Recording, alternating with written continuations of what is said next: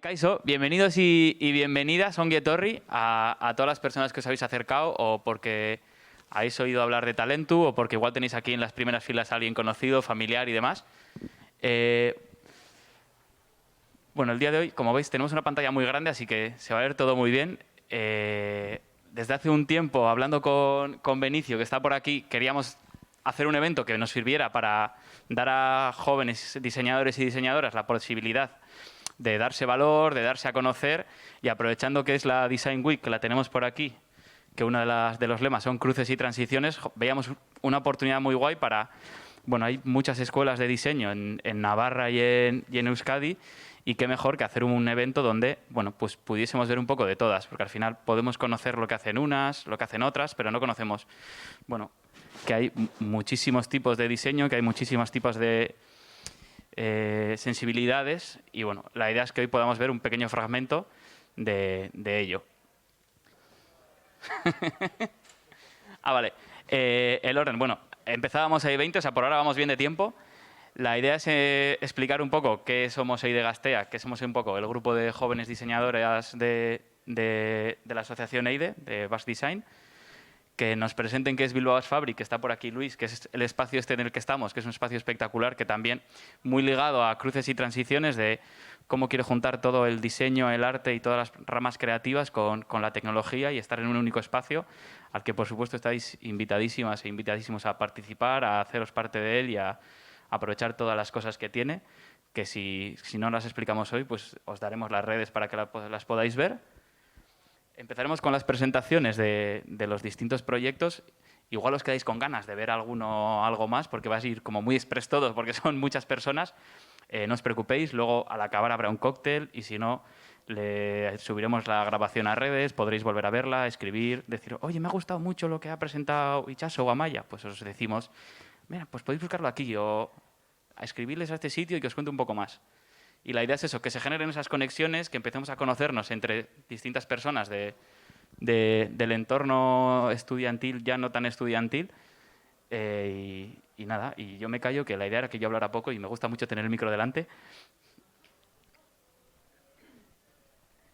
Vale, lo primero, por así ir muy rápido, EIDE Gasteac somos los y las jóvenes diseñadoras de Euskadi y Navarra, que eso, nuestro objetivo es conectar al talento joven de la localidad y darle valor y visibilidad. Y por eso creemos que hoy es como el momento idóneo y como un punch, que por ahora es nuestro mayor evento, es la primera vez que lo organizamos, entonces hay muchas cosas que habrán fallado, pero bueno, para la siguiente ya las hemos aprendido. Y cualquier cosa que queráis, estamos dentro de la web de Design, hay un apartado que es Gastea con toda nuestra información. Y recientemente, gracias a este evento, hemos empezado a mover las redes sociales, que ahí también tendréis información, vídeos de cada proyecto, de todo lo que se va a hacer hoy. Y con esto yo dejo mi micro para que Luis nos explique un poco de Bilbao Art Fabric. Genial. Eskerrik asko, Gorka. Bueno, le ha faltado comentar eso, que la idea de Gasteac dentro del proyecto también es generar comunidad y que con cierta frecuencia, pues, ¿no?, se generan eventos abiertos a la ciudadanía, a vosotros, a vosotras, ¿de acuerdo? Entonces, bueno, estar atentos porque seguro que comentan cosas muy chulas, ¿no? Pues sí, Bilbao Art Fabric es un proyecto orquestado por la Universidad de Mondragón, pero que tiene una vocación de alguna forma de ayudar al desarrollo económico, de emprendimiento y también desarrollo y conocimiento de la ciudad, ¿vale? Somos proyectos hermanados dentro de la ciudad con Bilbao Berrikuntza Factoría, que seguramente muchos de vosotros conocéis. Y bueno, el planteamiento que hacemos de estos espacios es en un único espacio, tal como decía Gorka, pues concentrar un conjunto de actores, ¿no? Creemos que si metemos una coctelera, pues la parte formativa, ¿no?, tanto de grados como de másters, ¿no?, si acercamos a comunidades, generamos eventos y atraemos en dinámicas así como muy abiertas a profesionales, a personas, a gente interesada en este tipo de proyectos, pues al final pues generamos un conjunto de oportunidades como muy interesantes, ¿no? Luego, otro elemento tan importante es que en estos proyectos juntamos también la parte de empresas, startups, empresas, y en ese sentido, bueno, pues lanzaros un poquitín a la invitación a estar atentos y luego cuando estemos en el cóctel, pues cualquiera de vosotros, si tenéis alguna intención de montar algo por aquí o conectarme o lo que fuera, pues encantadísimo. Mi nombre es Luis Berasategui, me encontráis en redes y si alguien quiere conectarme, pues que se sienta completamente abierto, que me mande un mensajito, lo que sea, y empezamos a hablar, ¿vale? Venga, hasta luego. Y para no robaros más tiempo, que vemos que está aquí Unai un poco nervioso en la esquina desde hace un rato, el primer proyecto que vamos a presentar, que es la... Bueno, no, mira. El primer proyecto es el de Unai Saldaña, que viene de la Uni de Deusto y que nos va a presentar un proyecto de una guitarra que ha hecho para aprendizaje autónomo en entornos inclusivos y demás. Entonces, pues ya nos callamos los que no importamos y que entréis ya.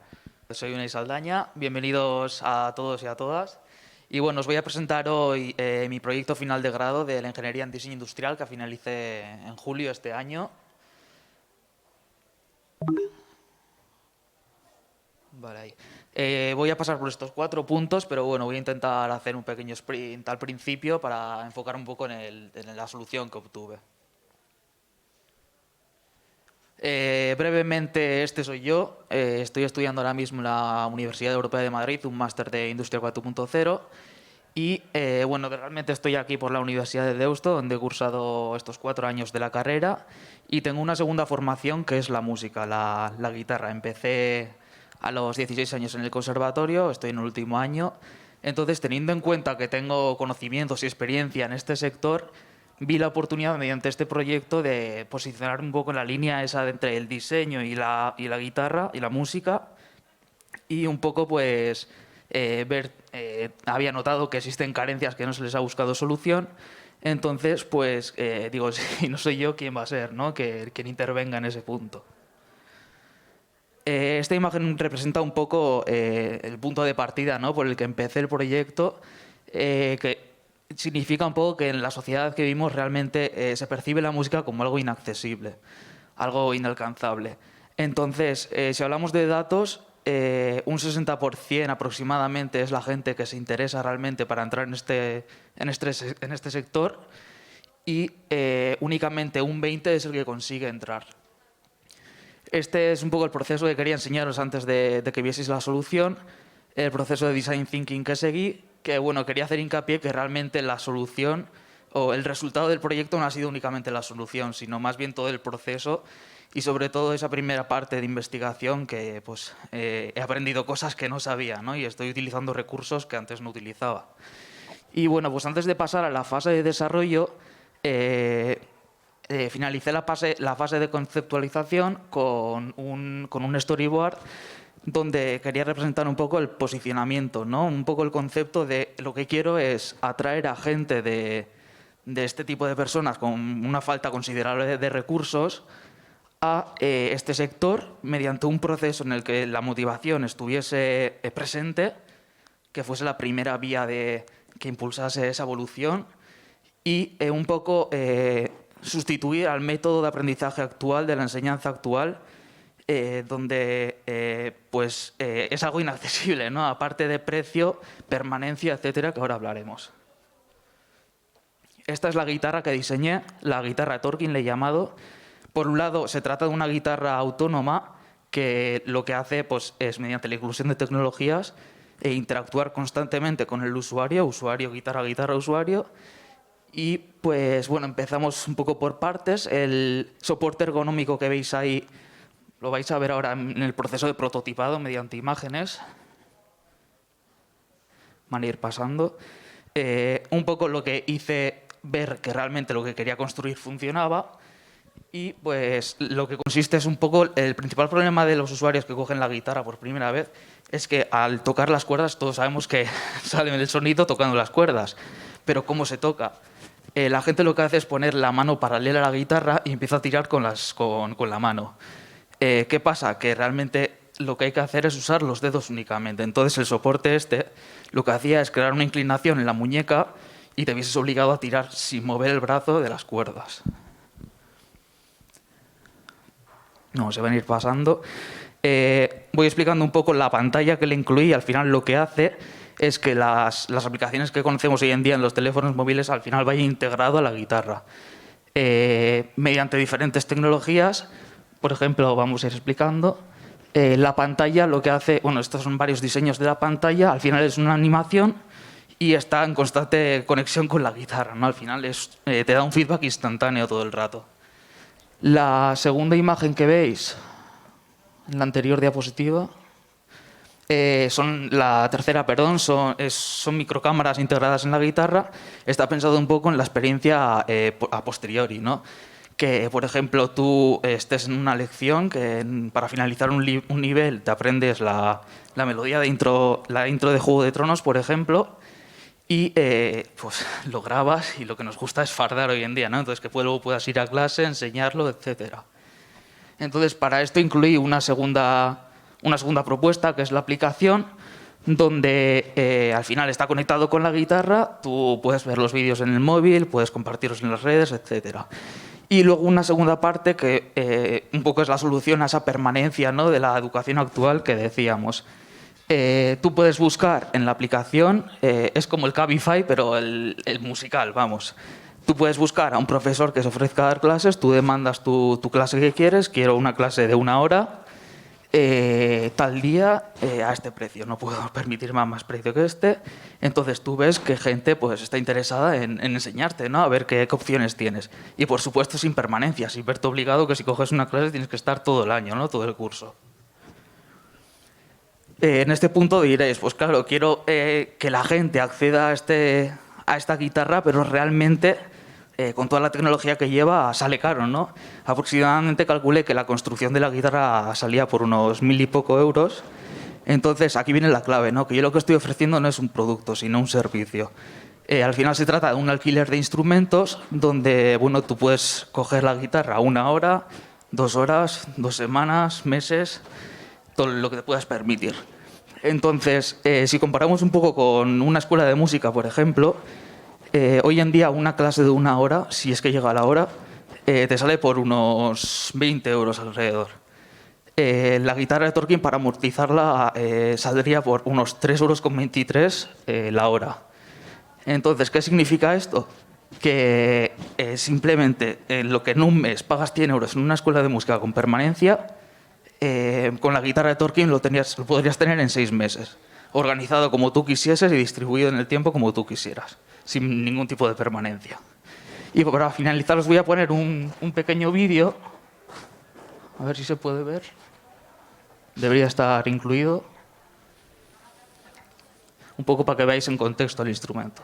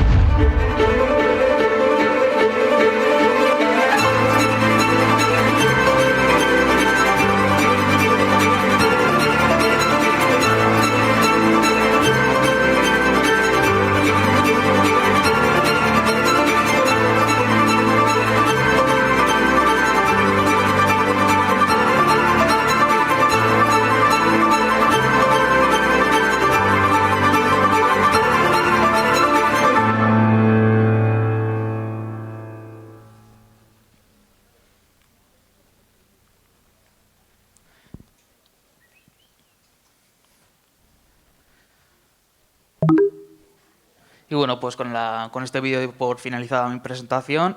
Es difícil al final explicar lo que has hecho en 7 meses, en 7-8 minutos.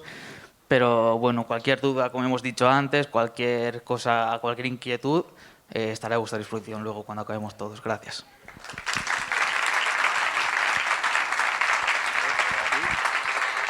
Y ahora nos toca Naroa. Ah, vale, estás aquí. Digo, joder, no la estoy viendo ahí delante.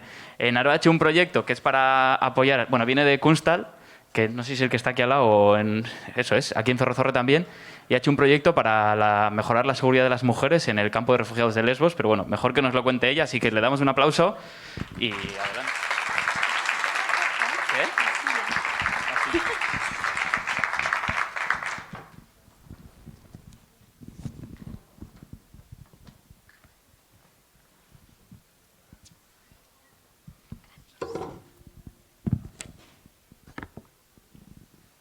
Listo. Bueno, Kaixo, yo soy Naroa y os voy a presentar mi proyecto de fin de estudios. Una bomba de aire golpeó nuestra casa, matando al padre de mi esposo y derrumbando un muro sobre la cabeza de mi hijo. Aquí es donde decidimos irnos. Hoy, incluso después de salir de mi país, vivo aquí en el infierno. Esta es Asma Alufas, tiene 25 años y proviene de Siria y es una refugiada de Lesbos. Vale, antes de nada hay que entender la realidad, y la realidad es que hay países donde la gente no... es imposible hacer una vida en condiciones allí por diferentes causas como conflictos armados o violencias generalizadas y demás, por lo que mucha gente tiene que huir de sus países de origen. Esta gente que huye de estos países se enfrentan constantemente a la muerte, tanto niños, niñas, mujeres, ancianos y de todo. Es un proceso muy largo y muy duro, el cual hacen para buscar un mejor futuro y mejores oportunidades, tanto laborales o simplemente vivir en una zona donde no estén constantemente sus vidas en peligro.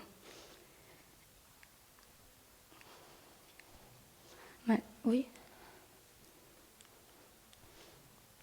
Vale. Los que consiguen llegar...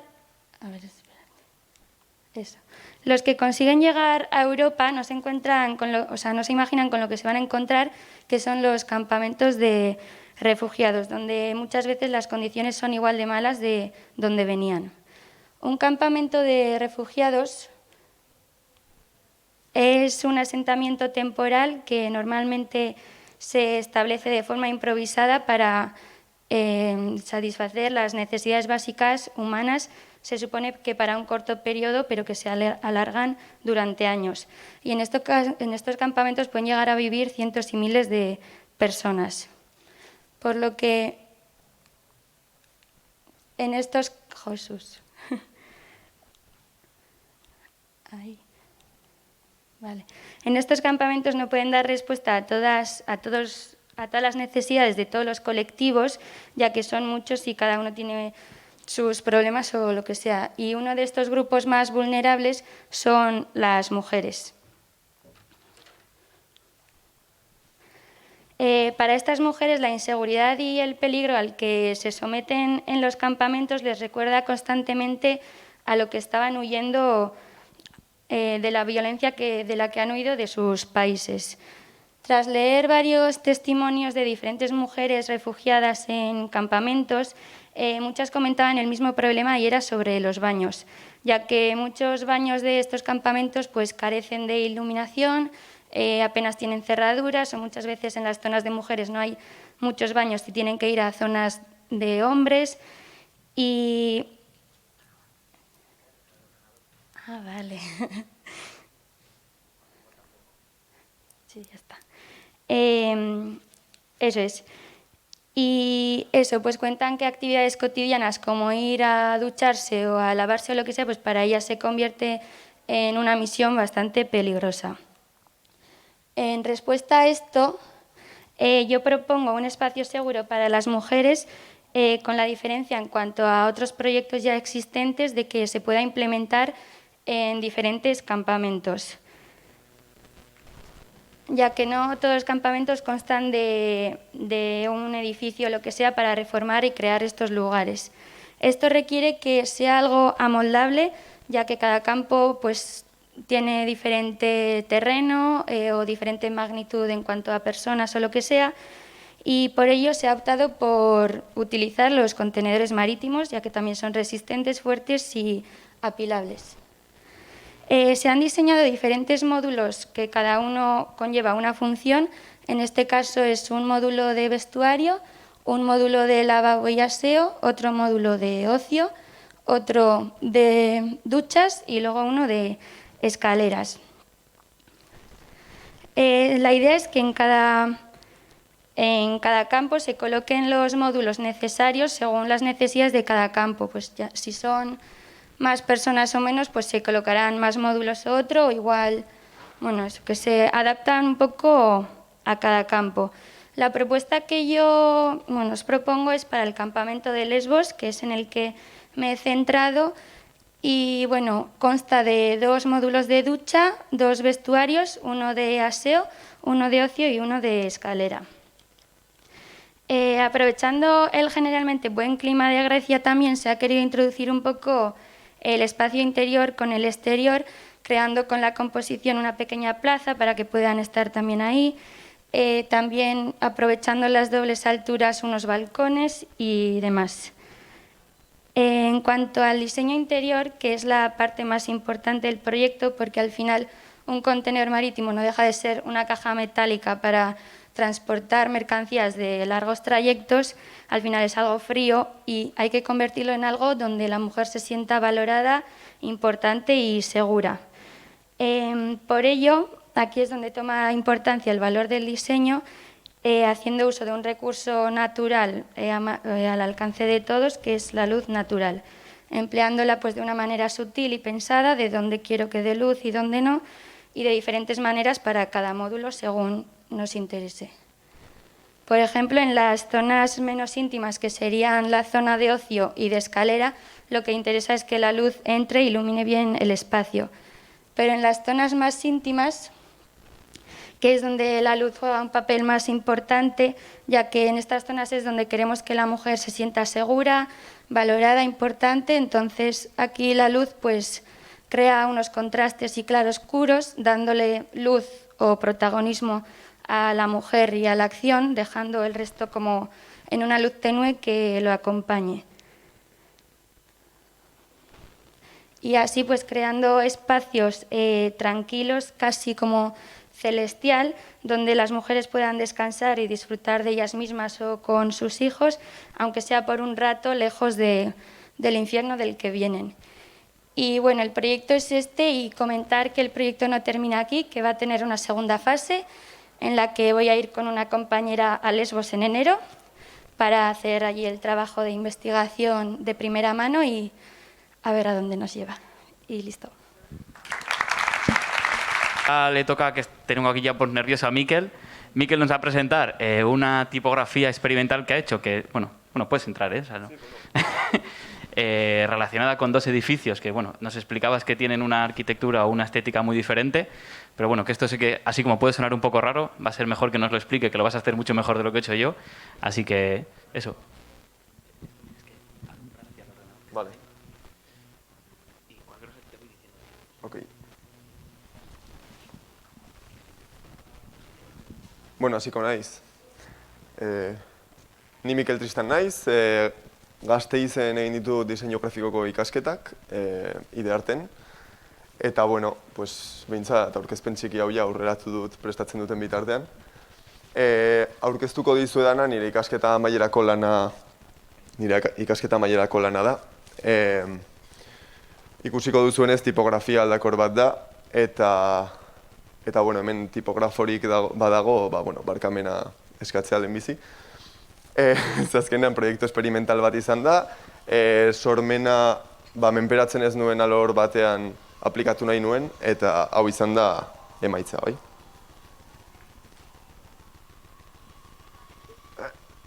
Ez funtzionatzen. Espera, ez aquí. Vale. No va, Vale. Bueno, hasiko naiz hori, proiektua pizkat azaltzen. Poliki. Vale. Bueno, izena talka variable typeface dauka, hemen ikusten den bezala, aldakortasun hori irudikatu nahi izan dut. Eta gure eskola den eraikinean oinarritu dut, bai, eraikin neogotiko bat da alde batetik eta bestetik eraikuntza berri bat, eta bien arteko elkarrizketa kontzeptua nolabait adierazi nahi izan dut proiektu honen bitartez. Hasteko bideo txiki bat jarriko dut, proiektua hobe azalduko duena, eta gero gainetik azalduko ditut detaileak.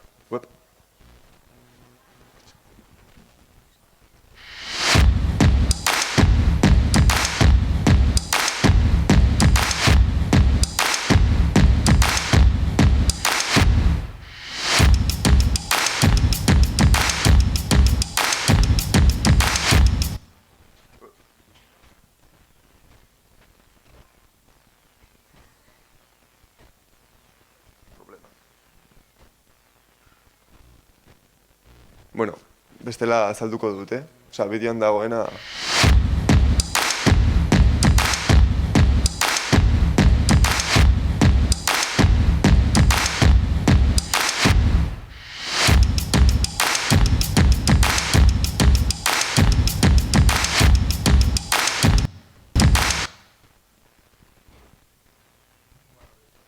Bai, azalduko dut, listo.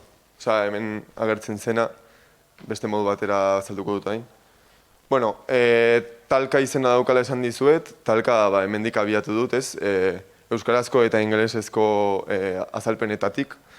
Euskarazko talka ingelesezko kolision da, eta euskarazko elkarrizketa kontzeptua ingelesez talk da, orduan, bien kombinazioarekin, talka, eta ez dakit, batean hola argi bat ikusi nuen, eta bete-betean asmatu nuela uste dut horrekin.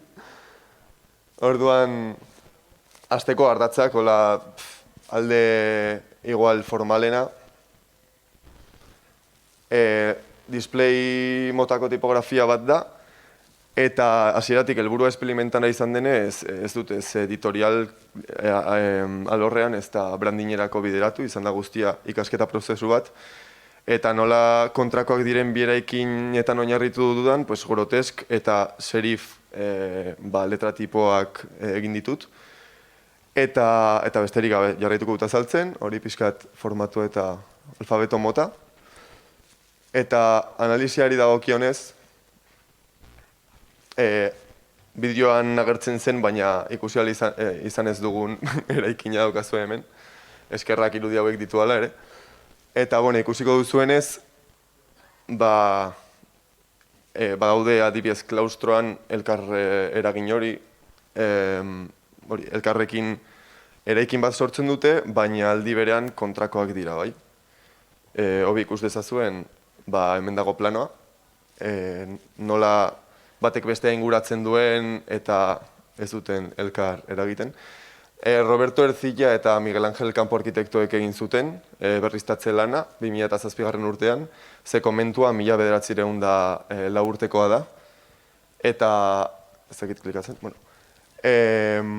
berez, hori, haiek ere nik egin dudan bezala elkarrizketaren kontzeptuan oinarritu zuten proiektua, ardatz berri hau gehitu zioten, komentu zarraren kontrapuntu izango zena eta ikono bat bezala sortuko zena, ez?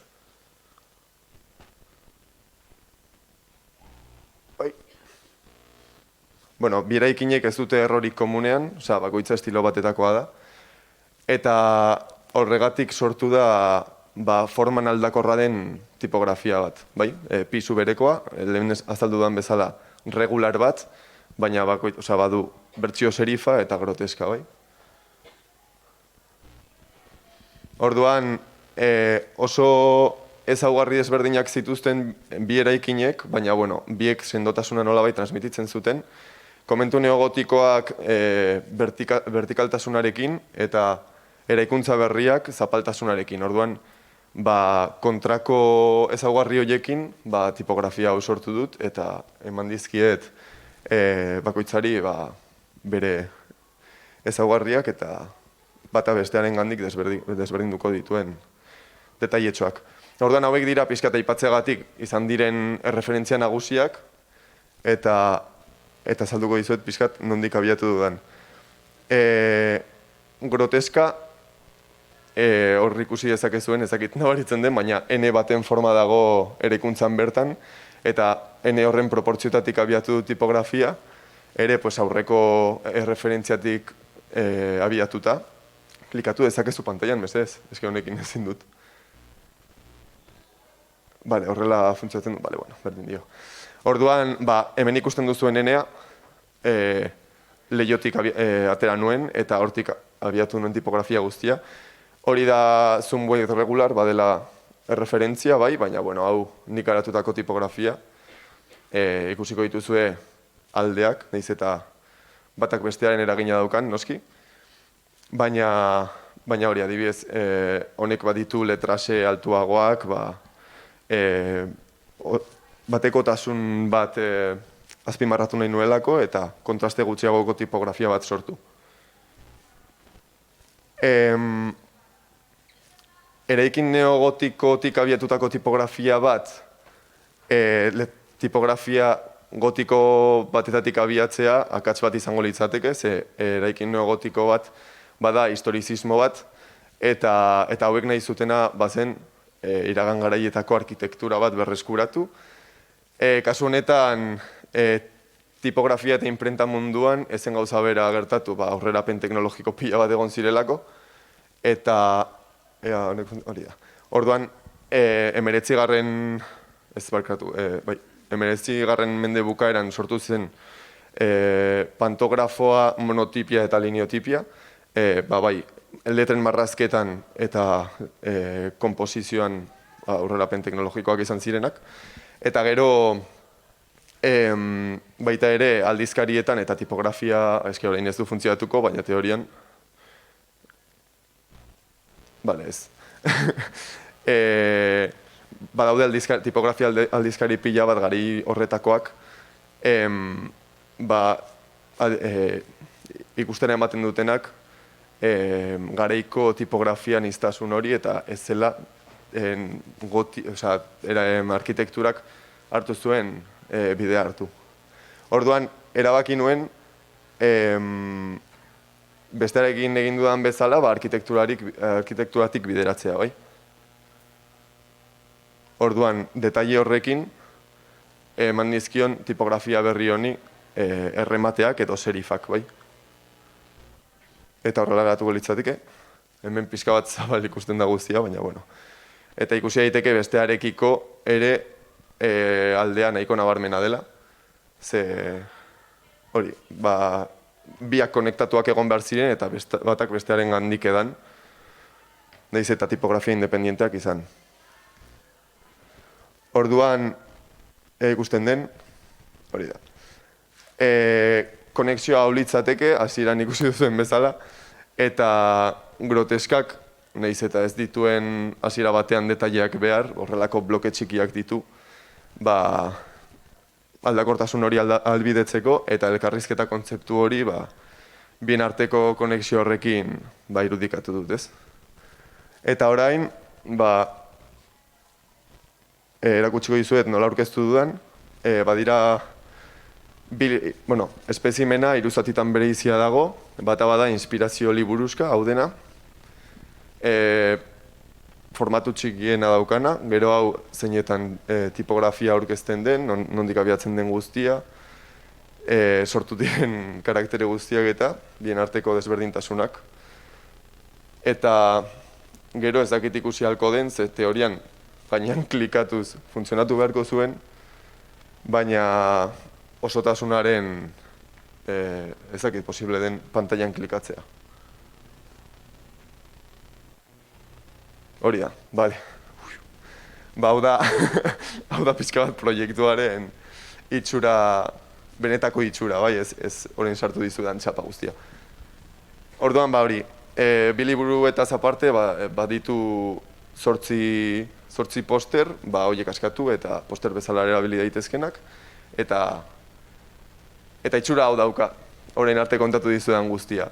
Beraz, besterik gabe, eskerrik asko entzuteagatik, eta zalantzarik baduzu edo bideoa ikusi nahi baduzu edo, bueno, iruditzen egin dezakegu, bai, mila esker. Zuzulu, si no lo digo mal, que es un sistema de oficinas que ha hecho para Alki. Entonces, bueno, el escenario es tuyo.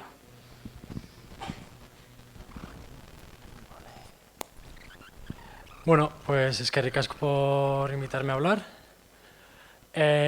Mi proyecto final de grado lo llevé a cabo en el estudio de Iparralde Iratxoki Lizaso y para la empresa de mobiliario Alki.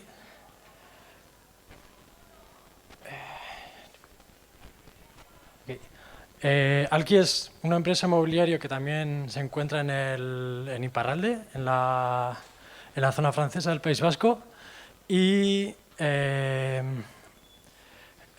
producen principalmente mobiliario para oficinas y para casas, contract, etc.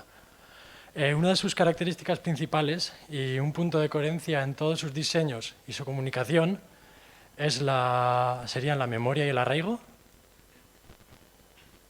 Si os fijáis en diferentes, pues cómo comunican con la izcora, con la ardilla y demás, el frontón. Y por eso el proyecto de Zuzulu parte de un mueble tradicional vasco que se llama Zuzulu en la zona vasco-francesa, en Txiseiu, creo que es en Guipúzcoa, y es un mueble que se encontraba en las cocinas de los caseríos vascos. Tenía una función considerablemente modular, ya que tenía una mesa que se podía levantar y bajar y un respaldo alto que separaba... Sí, un respaldo alto que separaba la estancia en diferentes zonas, y debido a este concepto de modularidad, en el estudio decidimos deconstruir el mueble en 3 piezas principales: un respaldo alto, una mesa y una silla cajón, que permitieran generar diferentes módulos y diferentes maneras de generar una oficina. Bueno, se llevó a cabo una fase de ideación porque, como habéis visto en la anterior diapositiva, existía el concepto de generar la pared con mesa y cajonera, pero un sistema de oficinas necesita más partes, como un sofá, unas baldas, etc. Y para ello se llevó a cabo una maqueta a escala 1:25 que con imanes pequeños permitiera generar una conversación tanto dentro del estudio, con la empresa de Alki y bueno, mostrarlo también en la universidad, etcétera, etcétera. Y la verdad que resultó considerablemente útil.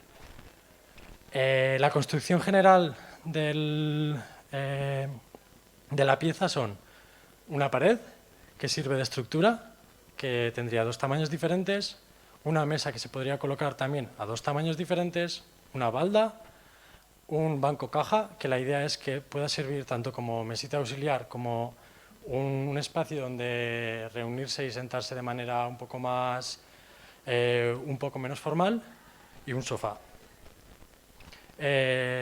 Las paredes son la parte central y más importante del sistema, ya que son la estructura de todas las partes que se van a añadir posteriormente. Entonces, para añadirle valor a esta misma pared, se pensó un sistema de electrificado que mediante canaletas fuera por el interior de todas las paredes y permitiera esconder todo el cableado que pueda haber en una oficina. El sofá fue otro concepto desarrollado, y partiendo de la idea principal de tener un perfil metálico oscuro y un frente más claro, se generó una especie de tatami en el que encima, con unos cojines un poco más cuadrados y rígidos y unos cojines más soft para generar una sensación más agradable, se generaba un sofá. Y nos dimos cuenta que dividiéndolo en tercios podías generar 2 piezas que pudiesen permitir montar esquinas, que es una cosa muy importante para un sistema. Se generó un prototipo a escala 1:1 que lo utilizamos para chequear medidas, usabilidad y demás. Y bueno, aquí os pongo un ejemplo de utilización. Si tuviéramos un espacio abierto y colocáramos el sistema en L con 3 paredes, podríamos generar una oficina en la parte superior, una zona para proyector, un salón y una entrada. Entonces, aquí vemos la oficina con la cajonera / mesa auxiliar / banco, separándolo completamente de la zona del salón. Aquí podríamos ver la zona del salón donde, otra vez, empleando la cajonera, unas baldas, puedes generar como una especie de armario pequeño. Y bueno, eso sería básicamente todo. O sea, la intención principal de este sistema es que la pared no sea una mera separación, sino que el sistema se construye alrededor de la pared generando islas, como serían estas, y que generen diferentes ecosistemas dentro de la misma isla y que sirva a su vez de ecosistema para los diferentes muebles de Alki. Y eso sería todo. Muchas gracias.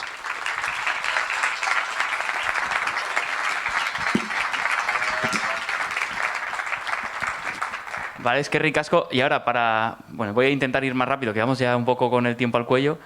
Para la siguiente presentación son Iranzu y María, que están desde Inglaterra, que se van a conectar por Zoom y nos van a presentar su corto a Mama. ¿Nos oye bien? Se os oye perfecto. Vale, perfecto. Pues hola, somos Iranzu y María, somos unas graduadas de DigiPen, que está aquí al lado, bueno, allí al lado.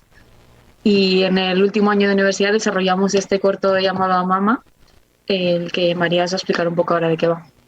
Vale, pues no sé si no nos está dejando compartir pantalla, no sé si podéis poner vosotros ahí la presentación o compartimos nosotras, porque esto humano mismo no nos está dejando. Compartimos nosotros. Vale. Bueno, pues básicamente nuestro corto empezó con una idea principal que queríamos representar, hablar un poco del cambio climático, y lo que queríamos llegar a dar a entender a la gente es que puede existir un equilibrio entre la urbanización y la naturaleza. Y a partir de ahí ya partimos de esa idea para crear a los personajes, que, bueno, no sé si estarán saliendo ahora mismo en pantalla, pero son dos personajes. El personaje principal, la Mama, representa todo lo artificial. Es una señora, pues, que la basamos en la película de Matilda, en la madre de Matilda y así, y en una señora llamada Buddy Winkle, que son señoras muy extravagantes que se gastan todo el dinero en ropa y básicamente quieren ser la más guapa del lugar. Y el otro personaje es un ratoncito pequeño al que llamamos Rufus. Y ese ratón, pues él vive su vida, su día a día en la naturaleza, y lo único que intenta es mantener su zona, que se mantenga limpia y se mantenga cuidada. Y luego ya a partir de ahí, una vez claros un poco la personalidad de los personajes, creamos dos backgrounds que los representasen como tal, una casa muy extravagante y un poco hortera porque va con la personalidad de la mamá, y luego lo que viene a ser la casa en la que vivía el ratón antes de que ella le invadiese su hábitat más rústico y más natural, bueno, un poco viejita porque estaba deshabitada. Y a partir de ahí pues creamos la animación y el corto que os enseñaremos a continuación y esperemos que os guste. Y no sé si podéis proponeros el corto ahora o Sí, estamos en ello. Vale.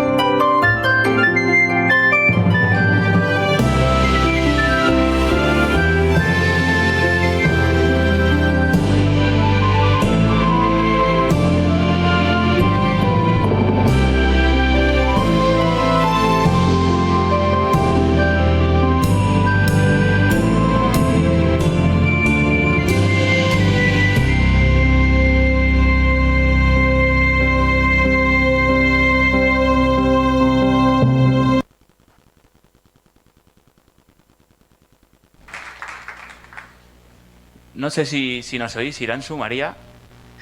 Sí, sí, sí, os oímos. Vale, es que, bueno, ahora justo nos vemos. Vale, sí, ahora sí. Es que ricasco por la presentación desde ahí, desde lo lejos. Y nada, os dejamos que sigáis con vuestra vida en el extranjero, con lo divertidos que son los martes por allá afuera. Es que ricasco eta Vale, pues bueno, es que ricasco. Muchas gracias, adiós.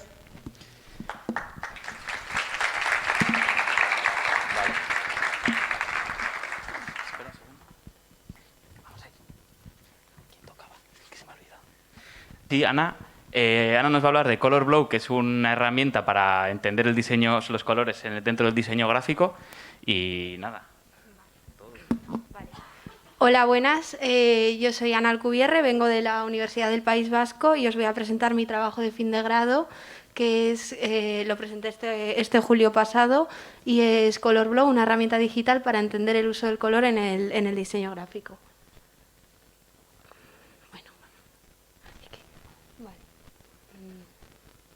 Vale. Para empezar voy a empezar haciendo un pequeño resumen de en qué consiste el proyecto. Se trata de una página web en la que los usuarios pueden consultar y obtener información acerca del color, sobre todo orientado al diseño gráfico. El proyecto recoge todo lo que es el diseño del sistema gráfico, la adaptación a la página web y también una serie de soportes de comunicación y promoción. Decir que todo el proyecto parte de una profunda investigación en diferentes publicaciones sobre el mundo del color, sobre psicología, historia y sobre todo el diseño gráfico en el mundo del color y nada, pues voy a hacer un pequeño vistazo de todo lo que ha sido el proyecto. Vale. Antes de comenzar con lo que es el sistema gráfico, lo primero que hice fue definir una serie de imágenes que resultasen inspiradoras un poco para la estética y los valores de lo que sería la marca, y definí un público objetivo que estaría situado en jóvenes, estudiantes y profesionales del diseño entre 18 y 35 años. A partir de ahí decidí que los valores principales o conceptos sobre los que se sostiene el sistema gráfico fueran la modernidad, el dinamismo y la experiencia de usuario. Con estas premisas realicé un estudio de la identidad verbal del proyecto y me decidí por ponerle el nombre Color Blow, ya que me parece bastante adecuado porque traducido literalmente al castellano significa golpe de color. De esta manera tenemos el sistema gráfico que tiene dos tipografías. Una sería la principal, que es una tipografía más especial y con más personalidad, que sería la tipografía Boncus, y por otro lado sería la tipografía Open Sans, que resulta un poquito más neutra, más sencilla y con un alto nivel de legibilidad para el proyecto. Vale, bueno, el último color no se ve, pero es un gris muy clarito. Bueno, esta sería la paleta de colores elegida, que aunque parece un poco contraria a lo que sería todo el proyecto, porque, claro, al final habla del color, la he elegido porque estos colores deben funcionar en la página web junto al resto de colores de lo que es el espectro cromático, sin interferir en los valores que estos transmiten por separado. El logotipo sería este, que simplemente es el logotipo escrito con la tipografía principal de la marca, y el signo consiste en la letra C del logotipo inscrita a sangre sobre la contraforma inferior de la B de la tipografía principal. De esta manera se crea un juego entre fondo y figura que responde a la modernidad con la que se quiere construir todo el sistema gráfico. Estas serían dos variantes de uso de la combinación entre logotipo y signo, una un poquito más horizontal y otra sería un poquito más vertical. Y también se ha hecho una adaptación del signo a una forma circular para su utilización en redes sociales. Aquí tenemos lo que sería la pantalla principal adaptada a los tres dispositivos para los que se ha diseñado la página web, que sería el ordenador, la tablet y el móvil. Esto es aquí es una imagen sin más de los prototipos de cómo es la página web en sí, y esto sería la adaptación a la versión móvil. También se han creado una serie de soportes de promoción y comunicación del proyecto para darle un poquito de visibilidad, que serían una newsletter mensual que llegaría a los usuarios que estén registrados a la página, también unos banners promocionales que aparecerían en diferentes webs relacionadas con el diseño en 2 formatos diferentes, tarjetas de visita con códigos QR para entregar en congresos y eventos de diseño, y una edición especial de tarjeta de visita con calendario que contiene como una especie de pantonera o carta de colores de los colores del proyecto. El resultado final se puede consultar en este código QR o si no en la dirección de abajo, y está todavía en fase de programación, se están dando los últimos retoques a la programación. Y nada, este sería mi proyecto. Muchísimas gracias por escucharme y por la oportunidad. Miguel, que nos va a traer Camp and Drag, 2 fenómenos sociales dentro del diseño de la moda, así que te dejo por aquí. Buenas tardes, soy Miguel Birrun, soy un diseñador de moda que se acaba de graduar en junio. Estudié en la Universidad de Navarra y os vengo a presentar mi trabajo fin de grado, que lleva como título Camp and Drag, 2 fenómenos sociales y su relación con el mundo de la moda. Vale, este es el índice en el que basé mi investigación. Mi trabajo se basa en una investigación histórica y de influencia de moda, tanto del movimiento camp como del movimiento drag, que son 2 fenómenos sociales que ahora mismo están muy en auge en el mundo de la moda. Cuando pensamos en estética, pensamos meramente en algo que no trasciende más allá de llevar un pantalón granate porque nos combina con este sombrero, o que llevamos estas plataformas porque están de moda y no tienen un pasado que dice el por qué las llevamos actualmente. Pero eso no es así. La estética es sensibilidad, es una forma de expresar ideas y tendencias que han ido cambiando a lo largo de los siglos. La situación actual de la moda nos presenta que hay una gran tendencia en la diversidad de género. Como podemos ver en las diversas colecciones que lanzan los diseñadores, podemos ver cada vez más influencia de nuevos modelos de masculinidad, modelos de belleza andrógena. Podemos ver drags siendo supermodelos. Podemos ver personas trans haciendo campañas de publicidad para marcas de cosmética, maquillaje y diversas cosas más. Por ello, os vengo a hablar de ambos movimientos y en este caso voy a empezar por el camp. ¿Qué es el camp? El camp no es una estética concreta. Es un conjunto de cosas que tienen en común la artificialidad, el buscar la provocación e incluso a veces puede llegar a generar un efecto de mal gusto en el espectador. El camp no busca la estética, no busca la belleza, simplemente busca el provocar como una cierta sorpresa y un cierto punto de artificio en lo que vemos. Aquí podemos ver ciertas referencias a figuras, a arte camp, porque el camp no es, repito, una estética. Podemos encontrarlo en muebles, personas, una camiseta concreta, un comportamiento. Existe camp en muchísimas cosas, hasta mobiliario si te apetece. El drag es una forma de expresión artística que se da como origen en el teatro. Lo de vestirse de hombre o de mujer existe desde la prehistoria, pero ha ido evolucionando a la par que la sociedad, y la primera definición de drag se da con el teatro inglés. Ha ido evolucionando y hoy en día la palabra llevada al castellano sería la definición de travesti, que generalmente se define como persona, generalmente hombre, aunque hoy en día ya eso no existe, que se viste de cierta manera provocativa y exagerada para expresar unas ciertas ideas o unos ciertos comportamientos. Aquí vemos que existen muchas clasificaciones del drag. Existe el black drag, el glamour drag, el visual drag, el comedy drag. El drag existe en un gran espectro de diversidad. Mi propuesta para el proyecto fue hacer una colección de 3 looks en la que se representan ambos movimientos y quedan reflejadas ambas estéticas. Este es el mood board, resultado de la búsqueda de referencias que me inspiran a estos movimientos. Esta es la paleta de colores, resultado del mood board. Estos son los 3 looks, los cuales tienen una clara intención estética en cuanto a ambos movimientos, y os voy a hablar un poquito del proceso. El proceso son 3 piezas hechas a medida, trabajadas desde la alta costura, no son hechas a base de talla 38, son 3 prendas específicas para los modelos.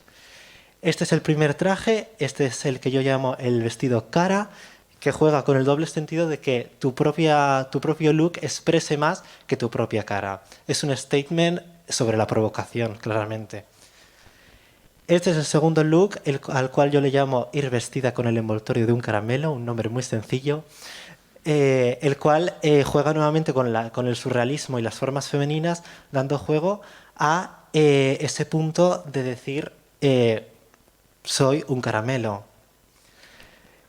El tercer look está compuesto por el concepto del derroche y el derrame, jugando con las texturas de los tejidos elegidos, los cuales se funden como si dos texturas se fundiesen sobre el negro en color mate del mono. Y por último, esta es la campaña que creé junto a Santi Goicoechea de Salón Shinzo, donde creo que queda reflejada perfectamente esa artificialidad y ese punto extravagante que ambos movimientos representan e identifican. Y eso es todo. Muchas gracias. Le toca a Raquel, que juega un poco en casa, que es aquí de la Universidad de Mondra. Y nada, para que nos presentes las gafas de buceo. Tienes que darle aquí fuerte. Y vamos a estar con Pablo. Yo cuando quede un minuto te hacemos señal. Vale. Bueno, hola, yo soy Raquel Llorente, estudié Ingeniería de Diseño Industrial y Desarrollo de Producto en Mondragón Universitatea. Y pues bueno, os voy a presentar mi proyecto de fin de grado, que lo terminé este julio pasado, en colaboración con Orca. Trata del desarrollo integral de una gama de gafas de buceo. Y bueno, Orca, para los que no conozcáis, es una empresa, una marca especializada principalmente en deportes como triatlón, swimrun, open water y bueno, su producto estrella en realidad son los neoprenos, aunque tiene muchos otros productos también. Pero bueno, este en concreto es totalmente nuevo para la marca. Mi proyecto está dividido en 3 fases, la exploración, la ideación y el desarrollo, y aunque no voy a entrar mucho en detalle en cada una porque no me daría tiempo, pues bueno, lo suficiente como para que comprendáis el proyecto. Uy. Bueno, es igual. El objetivo era desarrollar al menos una propuesta de un modelo de gafas de buceo que fuese posible llevar a la fase de prueba. Y bueno, como ya he dicho antes, la exploración es la primera fase. Aquí comencé haciendo un análisis de producto y de mercado exhaustivo de lo que son las gafas de buceo. Y bueno, esto lo hice mediante varias técnicas de exploración y análisis, todo esto para concluir con un brief que resuma y donde se pueda ver de manera clara y concisa el producto a diseñar, ¿no? Que este sería pues que la gafa garantizara pues, una buena estanqueidad, que siguiera las líneas estéticas de la marca Orca, buena visibilidad, comodidad absoluta tanto en la zona del facial como en la correa. Bueno, todo esto con los materiales más óptimos que analicé en el punto anterior, pero bueno, serían el cristal templado para la lente, silicona hipoalergénica para el facial y la correa, y en caso de marco, pues policarbonato. Y todo esto pues dirigido a usuarios, personas que les guste mucho el deporte, que les guste vivir experiencias enriquecedoras de buceo, aún sin ser profesionales. Y bueno, ya paso rápidamente a la fase de ideación, donde he generado conceptos y varios diseños para concluir con las propuestas exactas. Todo esto pues mediante herramientas de creatividad. Vaya, me he ido muy atrás. Bueno, las herramientas de creatividad han sido pues el brainstorming, mood boards, bueno, algunos de los conceptos que he hecho mediante brainstorming y mediante mood boards.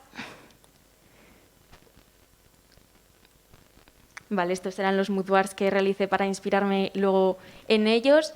Y luego hice también una inspiración directamente de la orca porque, bueno, es el animal referente para la marca. Y bueno, de aquí también saqué diferentes conceptos.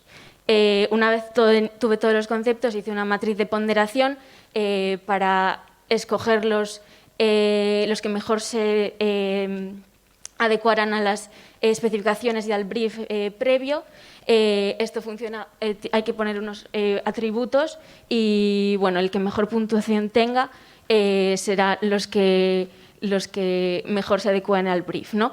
En este caso serían dos, uno que está directamente inspirado en la montura, en la mancha de la montura de las orcas, y otro un poco más en la orca en general, así de manera más abstracta. Igualmente, las correas lo mismo, están inspiradas en las manchas características de las orcas. Aquí un poco más bocetos, pero un poco más en detalle. Comentar que bueno, se han escogido dos modelos porque uno va a ser frameless y otro con marco. Frameless quiere decir que no va a llevar marco, la lente está directamente enganchada en lo que es el facial, en la silicona. Y bueno, para dar un poco más de versatilidad, para poder que el usuario pudiese escoger un poco más personalizable, o sea, siendo la de marco un poco más personalizable. Bueno, paso a la fase de desarrollo, donde bueno, modelé en 3D ambos modelos, los dos como si fuesen frameless, pero bueno, luego realicé varios diseños de marcos para implementárselos a la del marco y lo mismo con la correa. Aquí se ven un poquito más ya más pulidas, ¿no? Con el material final y en negro y una pequeña propuesta de posicionamiento del logo de Orca. Ya para terminar con las gafas, pues bueno, realicé un prototipo que lo he traído aquí. Simplemente, bueno, con el prototipo lo que hemos visto es que la gafa se sienta un poco grande en general, entonces ahora lo que habría que hacer es bueno, pues iterar el proceso de 3D y el de prototipado para conseguir las medidas más adecuadas, pero bueno, con lo dicho, es el primer prototipo y todavía quedarían muchas cosas por hacer. Bueno, había preparado también la parte del packaging, pero no sé si me da tiempo a comentarla, si no, la dejamos aquí y ya está, ¿eh? Es que sí voy a tardar y no. Bueno, el packaging tampoco lo estuve haciendo mientras la parte del prototipo daba bastantes problemas, entonces pues bueno, se quedó también un poco la cosa así. Básicamente es que llegamos con varias especificaciones que me dieron desde Orca, pues bueno, se llegaron a la conclusión de hacer dos tipos de packaging, uno de cartón 100% reciclado y reciclable, únicamente para la comercialización y distribución del producto, y otro funda de neopreno, porque una compañera de Orca estuvimos hablando y me contó el proceso de fabricación de los neoprenos, donde una parte del neopreno se usa y la otra se desecha. Entonces dijimos, qué mejor que coger esa parte que se va a desechar y reutilizarla de un segundo uso y crear una funda de protección para las gafas.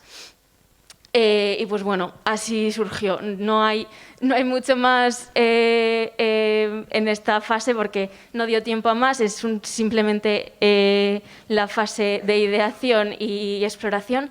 Entonces, pues bueno, ya lo dejo y ya está. Bueno, habría que, lo dicho, lo que falta de las gafas es todavía todo el proceso de prototipado y mejorar lo que es el modelo actual. Y en cuanto al packaging, pues bueno, quedaría todo el proceso de explorar y de desarrollo y demás.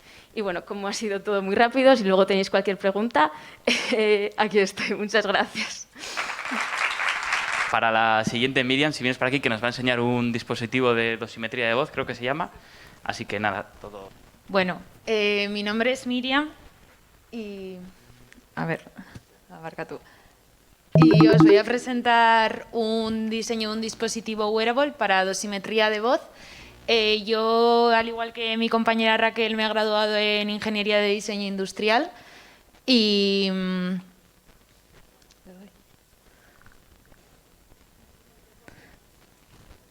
Está ya. Vale. Este proyecto nace entre la colaboración de la Escuela de Ingenieros de Tecnun y el Laboratorio de Ingeniería Médica de la misma. Y este va a ser un poco el layout que vamos a seguir durante la presentación. Primero os voy a presentar cuál es el briefing, luego el proceso de ideación y diseño en detalle del producto, luego la verificación de los requisitos y el diseño del producto final.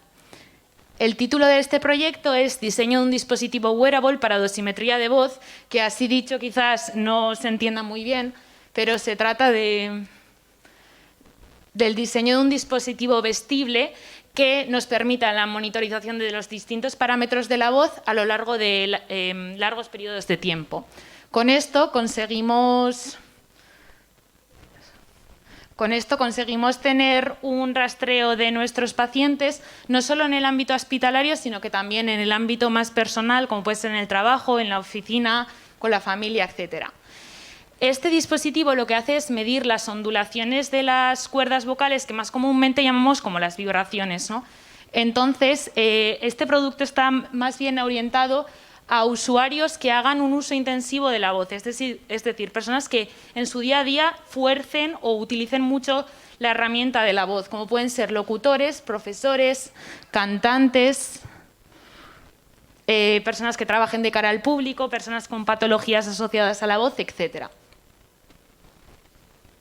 Estos son algunos de los dispositivos comerciales que están ahora disponibles en el mercado y, como podéis ver, muchos de ellos llevan una especie de diadema que se ajusta forzando al cuello o una ventosa que se tiene que pegar con un pegamento especial a la zona. Además, tienen una petaca que no hacen que sea muy vestible, ya que la tenemos que llevar o bien agarrada al cinturón o en un bolsillo. Entonces, esto es lo que se quiere modificar, ¿no? Hacer que este producto, que a primera vista pues no suena muy bonito, ¿no?, ni estético, hacerlo y adaptarlo a lo que sería el día a día. Estos son algunos productos que, por bien su geometría o por su uso, han servido de inspiración para este proyecto.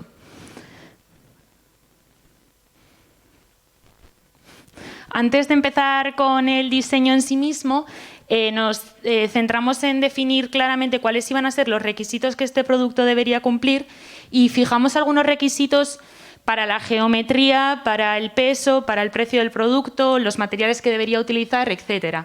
Lo más importante en este proyecto es que debemos ajustarnos a un amplio rango de usuarios, ya que una persona puede tener un diámetro de cuello más pequeño o otra persona lo puede tener más grande. Entonces, estos son los tres principales problemas que encontramos a la hora de diseñar. Por una parte, debíamos encontrar un cierre y un ajuste que se adaptara a los diferentes diámetros de cuello de una población adulta, y después teníamos que pensar cómo gestionar los cables que pasarían de la parte delantera del dispositivo a la parte trasera, ya que nosotros no trabajaríamos con petacas y queríamos que todo quedase recogido a la altura del cuello. Y por último, teníamos que pensar cómo asegurar que el acelerómetro, que es una piecita que va en la parte delantera, estuviese en contacto directo todo el rato con la zona supraesternal, que es la zona en la que va colocada la pieza.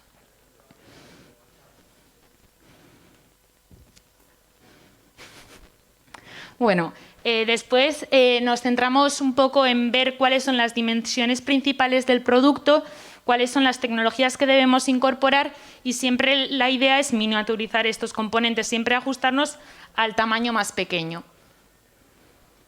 Luego se imprimieron en 3D unas carcasas y se montó el primer prototipo con el que se hicieron las primeras verificaciones. Bueno, esto pasa rapidísimo, pero como podéis ver, este sería el prototipo desmontado. Tenemos una correa, en la parte final de aquel extremo tenemos el cierre, que tiene unos pequeños imanes que se van a atar a la parte delantera, y luego la gestión de los cables se hace solo por un lado de la correa.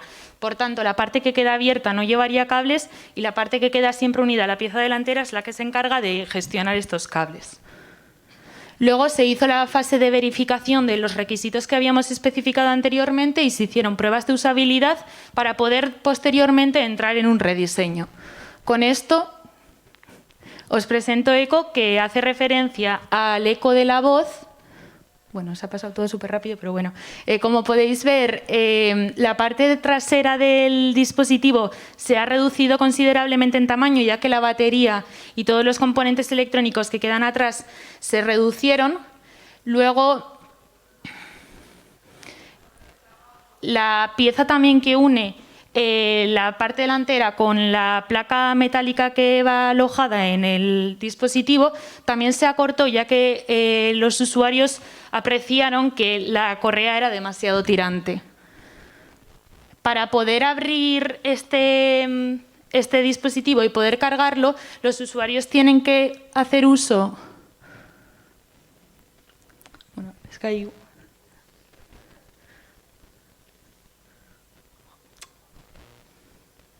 Podemos echar para atrás.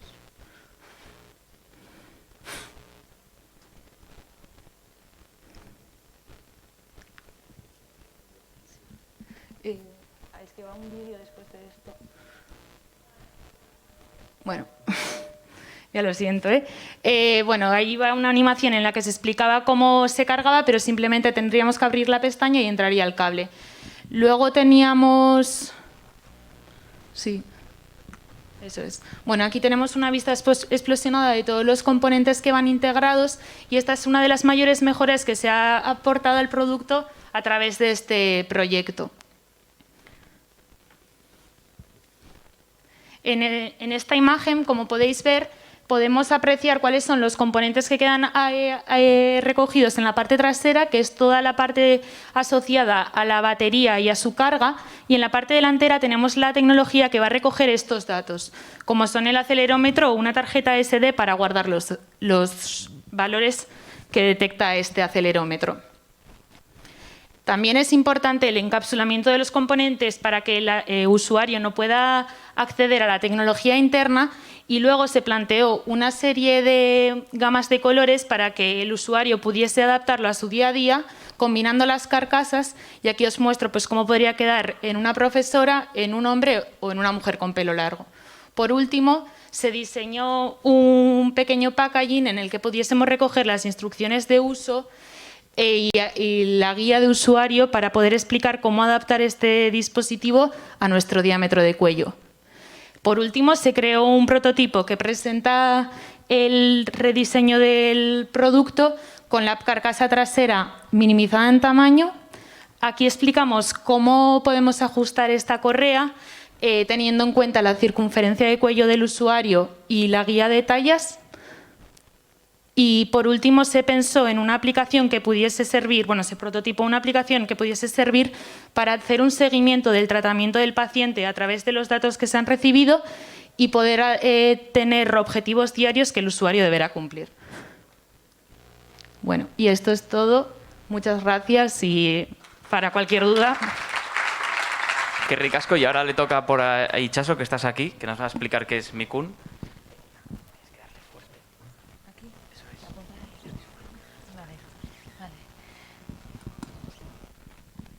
Hola, buenas tardes, arratsaldeon guztioi, y ahora os voy a presentar el trabajo fin de grado que lo realicé en la Clínica Universitaria de Navarra, en Pamplona. Y bueno, yo a todo esto soy diseñadora de servicios y estudié el grado de diseño en la Universidad de Navarra. Y ahora os voy a presentar un poco lo que es Mikun. Mikun es una estrategia que he diseñado para mejorar el servicio de dietas y alimentación del hospital. Y bueno, pero antes de empezar a explicaros de qué va el proyecto, os quiero presentar a Carlos. Carlos es un chico de 16 años de Pamplona y es muy social, es muy extrovertido, le gusta mucho pasar tiempo con sus amigos, con su familia, sobre todo con sus abuelos. Y dice siempre que de mayor quiere ser bombero. Y vive con su familia en Pamplona, pero la verdad que últimamente le cuesta más sonreír, porque Pablo lamentablemente sufre cáncer. Sufre cáncer, pero gracias al servicio hospitalario que ofrece un trato humano y médico excepcional, y gracias al planteamiento que os voy a presentar, vamos a intentar entre todos mejorar su experiencia en el hospital mediante el servicio de alimentación. Vamos a hacer que Carlos se sienta como en casa. Y para introducir este proyecto, primero os voy a poner un pequeño breve vídeo que resume un poco de qué va el proyecto. Hace más de medio siglo, un grupo de visionarios se embarcaron en un proyecto que parecía casi utópico. Nadie hubiera creído que en aquel descampado de Pamplona nacería un hospital de referencia internacional. El área de dietas de la clínica ofrece nutrición de manera placentera, mezclando la fuerza y el atractivo de la gastronomía. Aún así, el afán de seguir creciendo y mejorando el servicio ha hecho que nazca una nueva misión en el equipo del área de dietas. El objetivo es integrar al paciente en la metodología de trabajo de manera transversal para poder sacar a la luz su opinión de manera continua y mantener el servicio de dietas actualizado. Pondremos en marcha una estrategia, un plan de acción. Hemos diseñado un programa para formar, dinamizar y plantear diferentes herramientas para potenciar el servicio. Crearemos comunidad y diseñaremos herramientas como la plataforma Mikun, una sección nueva del área interna del paciente, destinada a las interacciones entre el cliente y el equipo del área de dietas. El paciente tendrá la oportunidad de apreciar lo que existe más allá de su plato de comida y realizar dinámicas que le harán sentir parte del equipo. Esta plataforma dará opción a ofrecer otro tipo de servicios relacionados con la alimentación, así como charlas, actividades, voluntariados, incluso la opción de poder comer acompañado por pacientes que han pasado por lo mismo. Gracias a la estrategia Mikun, facilitaremos una comunicación más fluida con el servicio del área de dietas y, por extensión, con otros agentes relevantes en el proceso. En Mikun trabajamos con el paciente. Mikun, una estrategia con visión a futuro. Bueno, esto ha sido un poco una breve introducción al proyecto. Ahora os voy a explicar un poco de qué va la estrategia. El objetivo de este proyecto era crear un valor en la experiencia del paciente a la hora de comer y, por otro lado, recibir la opinión de los pacientes. Las encargadas del área de dietas me decían que querían recibir la opinión de los pacientes porque hoy en día los sistemas que utilizan son pues, las encuestas virtuales, tanto físicas, pero la información que obtenían era muy superficial y no era nada efectiva. Entonces yo estuve varios meses trabajando con ellas in situ, en la propia, mira, esta soy yo vestida de encargada, para analizar el servicio más internamente, cómo funcionaba, y realizamos varios co-designs y varias sesiones, y hasta que me di cuenta de que no existía una cultura en la organización que estaba dispuesta, que estaba abierta a nuevos cambios. Al final, las propuestas o las ideas que surgían, al final no se llegaban a cabo, no se testaban. Y entonces fue ahí donde me di cuenta de que necesitábamos cambiar de chip. Entonces diseñé esta estrategia, la estrategia Mikun. Esta estrategia tiene como objetivo integrar al paciente en la metodología de trabajo. Y la misión es trabajar de manera transversal con el paciente y con los diferentes departamentos del hospital. Esta estrategia tiene 3 niveles. El primer nivel está crear cultura, una formación. Diseñaríamos un equipo core multidisciplinar que estaría compuesto por diferentes miembros de diferentes departamentos y, sobre todo, por el paciente. Formaríamos a este equipo interiorizando la misión mediante diferentes dinámicas, workshops y co-designs y eso, con el objetivo de interiorizar la misión y Y luego tendríamos en el segundo nivel el crear comunidad, conjunto a aquella misión. En la formación diseñaríamos unas estrategias y unas dinámicas que luego en la segunda fase lo pondríamos en práctica. Y aquí entran pues, las actividades relacionadas con la comida para el paciente, pues caterings una vez a la semana. Y aquí lo importante es crear diferentes puntos de contacto entre el paciente y cocina. Y luego al final tendríamos las herramientas que potencian los anteriores niveles y esa comunidad que estamos creando. La herramienta que planteo aquí es la plataforma Mikun, un área interna del paciente destinada a las interacciones humanas entre el paciente y cocina en este caso. Y bueno, gracias a esta estrategia, estas son las miradas que queremos conseguir. Al final lo que queremos es integrar al paciente en la metodología de trabajo y hacer que el paciente sea parte del equipo y así retroalimentarnos y recibir su opinión. Y bueno, al final, todos juntos con el equipo, hay que destacar que un auxiliar interactúa unas 10 veces a la semana al día con el paciente y no es efectivo optar a una encuesta para saber su opinión. Eso no es trato personalizado, es por eso que he diseñado esta metodología y así poder ayudar a Carlos y a mucha gente más y crear todos juntos una comunidad, la comunidad Mikun, para cuidarnos unos a otros. Eskerrik asko.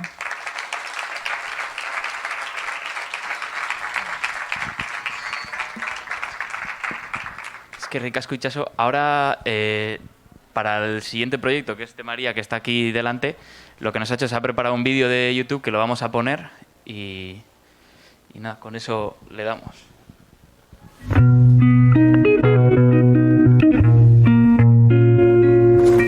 Hola, me llamo María Jaca y soy estudiante de diseño de interiores en la Escuela Idarte de Vitoria-Gasteiz. He hecho el proyecto de un loft urbano en la localidad guipuzcoana de Arrasate-Mondragón. Arrasate siempre ha estado muy ligado a la industria. Grandes empresas como Cerrajera o Elma han tenido sus sedes principales aquí. Por otro lado, estas últimas décadas Arrasate se ha caracterizado por su escasa preservación al patrimonio arquitectónico industrial. Es por ello que apenas se conservan 2 edificios en pie y uno de ellos es el edificio de Elma. Me ha llamado mucho la atención y en este TF he tenido la oportunidad de hacer una intervención en su interior. Se trata de un edificio exento en el que destacan las fachadas, compuestas de grandes vanos a modo de vidrieras, que junto con sus ornamentos de gustos eclécticos y una torre orientada al noroeste, nos recuerda más a un templo gótico que a una fábrica. Debido a estas vidrieras, la estructura de hormigón armado queda totalmente a la vista desde el exterior. Su construcción data del año 1930 y se desconoce su autor. Desde 1980 únicamente se ha hecho uso de su planta baja a modo de oficinas y el resto de las plantas se han quedado totalmente en desuso.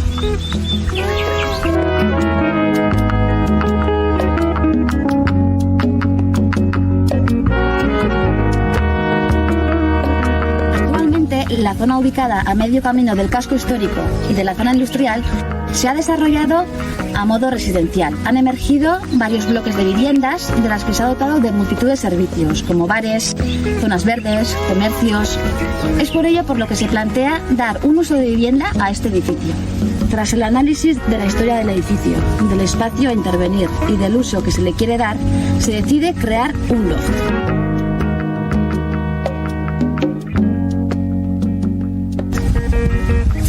Este concepto nace en Nueva York como consecuencia de la búsqueda por parte de profesionales liberales, estudiantes y artistas de espacios de bajo coste en los que vivir y trabajar al mismo tiempo. Esta modalidad se fue extendiendo y hoy por hoy se ha convertido en viviendas para gente de alto poder adquisitivo. Además, este tipo de viviendas respeta el concepto arquitectónico primitivo del edificio.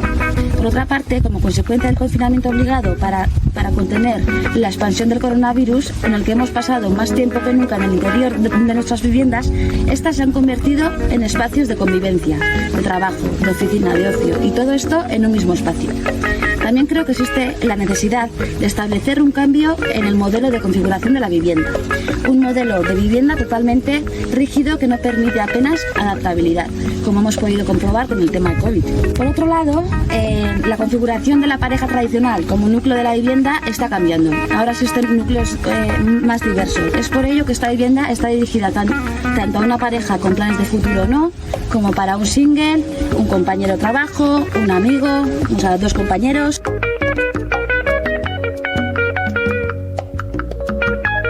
Teniendo en cuenta las características mencionadas, se ha diseñado una distribución de la vivienda a base de cajas.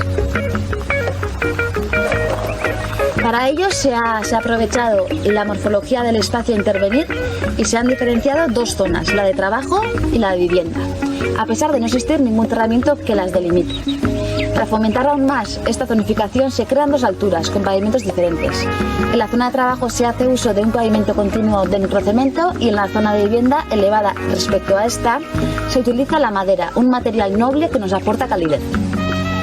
Esta se coloca en diferentes direcciones dependiendo de la configuración de la caja. Por otro lado, en el espacio que se crea entre ellas, la madera tiene unas dimensiones superiores, diferenciando así las zonas más públicas dentro de la vivienda de las más privadas.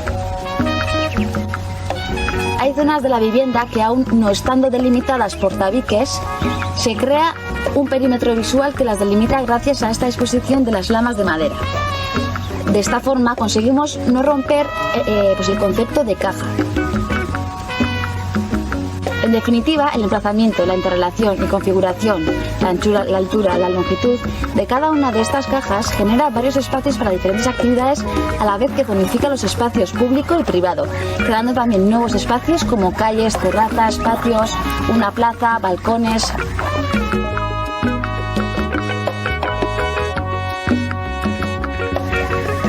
El acceso a la vivienda se da en la zona pública que se ha planteado y aquí nos encontramos con una de las cajas que nos invita a entrar en la vivienda, ya que ésta se gira unos 30 grados con respecto a la puerta de entrada. Esta caja se ha dotado de un aseo en su interior, que servirá para dar uso a la zona de despacho como la zona del bar, que más adelante describiré. La zona del vestíbulo contiene un lavamanos, haciendo un guiño a Le Corbusier, y conseguir también satisfacer las necesidades que hemos adquirido con esto de la pandemia. También cuenta con un armario en su parte frontal. En el lateral derecho se encuentra un banco empotrado que servirá de sala de espera para el estudio y en el lateral izquierdo almacenaje para el bar.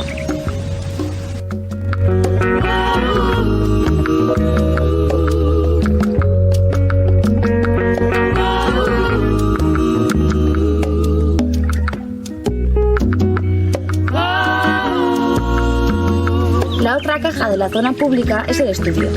Este se divide en dos salas. Una de ellas servirá como zona de reunión con unos accesos directos y visibles desde la entrada y la otra como despacho, con un acceso más íntimo. Las dos zonas están conectadas, pero hay un rail con una cortina que nos da la posibilidad de diferenciarlas.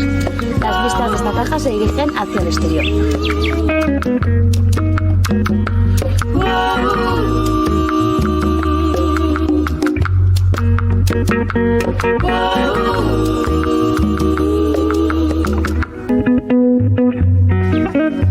Adentrándonos en la vivienda se encuentra el bar, que está en una zona intermedia entre lo privado y lo público. Está destinado a reuniones informales con amigos, familiares, uso personal, pero bueno, que si el cliente pues se porta bien, queda cerca y lo podemos invitar a tomar. El bar mira tanto hacia el exterior como hacia el interior de la vivienda y cuenta con una barra y una mesa. El acceso a la vivienda se hace a través de unos escalones o por una rampa. Los escalones conectan pues la plaza, la cocina, el salón y el bar.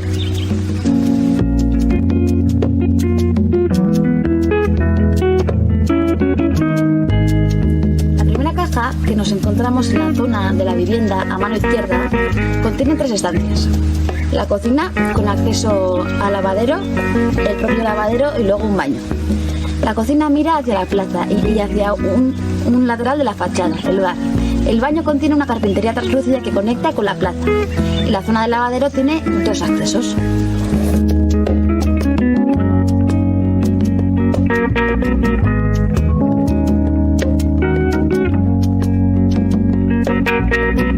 Existe una relación entre la cocina y el salón. Un alero choca con los tabiques de ambos espacios, creando una zona para el comedor.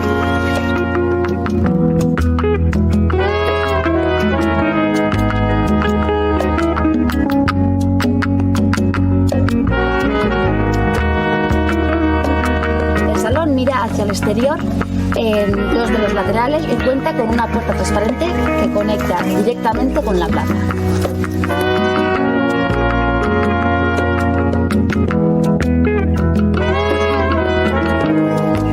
Por último, nos encontramos con la caja de los dormitorios. Uno de ellos con baño privado. Estas estancias dan la espalda a la plaza y sus vistas se dirigen hacia el exterior para conseguir intimidad. El pavimento y la altura se prolongan hacia la fachada, creando balcones privados para cada uno de los dormitorios. Y entre ellos se encuentra una zona de vegetación.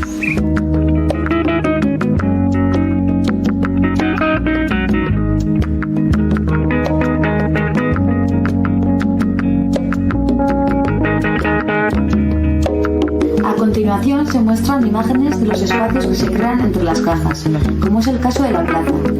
Aquí se colocarán varias hamacas y una zona verde. Bueno, este ha sido mi proyecto, espero que hayáis disfrutado tanto como yo y tener la posibilidad de llevar a cabo este tipo de diseños no tan convencionales. Tenemos que intentar hacer viviendas que hagan feliz a la gente. Hasta pronto.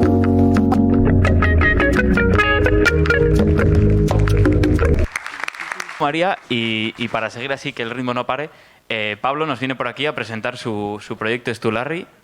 Vale, pues arratsaldeon guztioi, muy buenas tardes y muchísimas gracias por asistir aquí. Os voy a presentar mi proyecto que se llama Estularri Horóscope.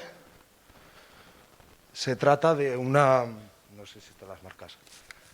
Se trata de la creación de una identidad corporativa en base a una marca de ropa ficticia llamada Estularri, la cual saca una serie de ilustraciones, obra gráfica y obra textil, inspirada un poco en el horóscopo y en diferentes culturas, como puede ser la cultura griega o la cultura japonesa.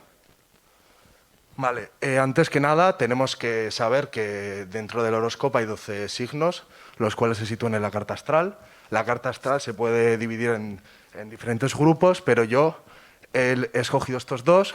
Horizontalmente, la carta astral se dividiría entre la parte de arriba, que sería la parte visible, y la parte de abajo, que sería el invisible. Haría referencia un poco al día y la noche, y esto tiene que ver con el tema de dónde se van a estampar las ilustraciones de cada uno de los signos. Los 6 signos que forman parte de la parte visible, la ropa serán, en este caso, serán chaquetas, y los que forman parte de la parte de abajo invisible serán pantalones. Y luego aquí, a mano derecha, tenemos la división entre Oriente y Occidente, que en este caso tendrá que ver un poco con la representación de los personajes. Los signos que estén en la parte de Oriente, los personajes tendrán una representación más tirando a la cultura japonesa, y los de la parte, Oriente, me he equivocado, y los de la parte Occidente tendrán una representación que nos sonará muchísimo más porque será más europea, como más occidental. ¿Esto no va o qué? Vale, ya está. Entonces, realmente os voy a exponer un porcentaje muy pequeño de mi proyecto, porque al final hay 12 signos. En este caso he elegido Géminis, que es el tercer signo del zodiaco, y antes de empezar a hacer ilustraciones, lo que hice fue hacer una ficha técnica como con las características más importantes de cada uno de los símbolos, y aquí he puesto un poco pues, las características más importantes de Géminis, ¿no? Es un símbolo de aire, forma parte de la parte visible oriental, estaría en la parte de arriba, pero en la parte izquierda. Pertenece el nombre y toda la imaginería pertenece al mito de Castor y Pollux, que posteriormente ya lo explicaré. Es un símbolo de primavera porque está entre mayo y junio. Su planeta es Mercurio y tiene una energía masculina. Todas estas características luego serán bastante importantes para una de las ilustraciones. Ahora. Vale, como bien he dicho, la cultura japonesa es bastante importante, especialmente el tema de la estampación japonesa del siglo XVII al XX, es una corriente de estampación japonesa llamada ukiyo-e, en el que las ilustraciones, bueno, los grabados hilográficos tenían mucha importancia en temas de los estampados, ¿no? Entonces, por cada signo he creado un estampado que será un poco el que dé todo el imaginario y toda la gama cromática a cada una de las prendas de cada uno de los signos. En este caso, este es el estampado de Géminis, que hace un poco referencia al mito de Castor y Pólux. Castor y Pólux eran dos hermanos griegos que eran guerreros bastante importantes en la Grecia clásica. En una de las batallas, uno muere y el otro le pide a Zeus que por favor que lo reviva porque quiere seguir luchando con su hermano, yo qué sé, cosas de guerreros. Y entonces Zeus crea un juego en el que los dos hermanos seguirán vivos, pero uno, mientras está en la tierra, el otro estará en el infierno y viceversa. Entonces, como podemos ver, hay una especie de flores. Las verdes representarían el mundo terrenal y las rojas representarían el mundo del infierno, un poco jugando como con el juego que ha hecho Zeus de los dos mundos, ¿no? Vale. Epa. De verdad. ¿No lo puedes dar de ahí? Esto. Vale, la primera obra gráfica que se podría comprar en tiendas serían las Polaroid, en el que exponen un poco como la simbología de Géminis. En este caso estarían representados mediante unos siameses, que son los gemelos, y en el fondo tendríamos el estampado. Luego tendríamos la carta del tarot, que es simplemente la ficha técnica que os he expresado antes, pero pues llevada a la ilustración, en el que están como las características más importantes de cada símbolo. Luego estaría la ilustración principal, que en este caso sería el momento en el que uno de los dos gemelos muere y el otro le pide a Zeus que por favor pues que lo reviva, y al formar parte de la parte visible, o sea, de la parte de arriba, la estampación se haría mediante serigrafía en una chaqueta. Y como podemos ver, la estética de los personajes pues es totalmente japonesa y habría dos formas de obtener la ilustración. Por una parte mediante el producto textil y luego sería un póster de 50 por 70. Y en base a todo esto también pues hay diferentes aplicaciones, como pueden ser las aplicaciones textil. Estas son dos camisetas chulísimas. Con el tema están ahí las, ¿cómo se dice? Las Polaroid. Aquí como una especie de símbolo diferente como para que no todo quedara igual. ¿Le puedes dar para atrás? Aquí estaría, para adelante, ahí. Ahí estarían las sudaderas, las totes, que ahora se llevan bastante. Las faldas y las minifaldas, como con un estampado con las caras de los dos personajes. Y finalmente estarían pues una especie de conjunto que es bastante hortero, pero bueno, era por jugar un poco con el tema de las formas y los colores y tal. Y luego los calcetines. Y luego ya estaría el tema de la papelería, que serían las etiquetas donde van los precios, las tarjetas de visita, y esto ha sido un poco un mock-up, el tema de los autobuses urbanos y todo esto. Y luego, para finalizar, pues os he traído a 4 modelos que realicé, como con las diferentes prendas que se podrían comprar en la tienda. Y simplemente eso, que al final esto es un porcentaje muy pequeño de mi proyecto, que si tenéis alguna duda o algo, he puesto ahí el mail, o si no, luego me imagino que estaré por aquí tomando algo y me podéis preguntar, y que muchísimas gracias por vuestra atención y esas cosas. Y después de Pablo le toca a Unai, la otra persona que viene aquí representando a Mondragón, así que... Bueno, arratsaldeon guztioi, buenas tardes a todos, yo soy Unai y os voy a hablar de mi TFM, que consiste en, bueno, pues en implantar metodologías de diseño de experiencias en Laboral Kutxa.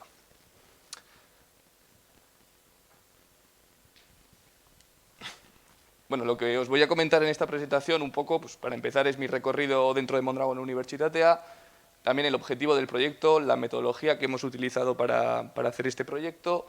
También voy a hablaros de la escalera del diseño antes del proyecto.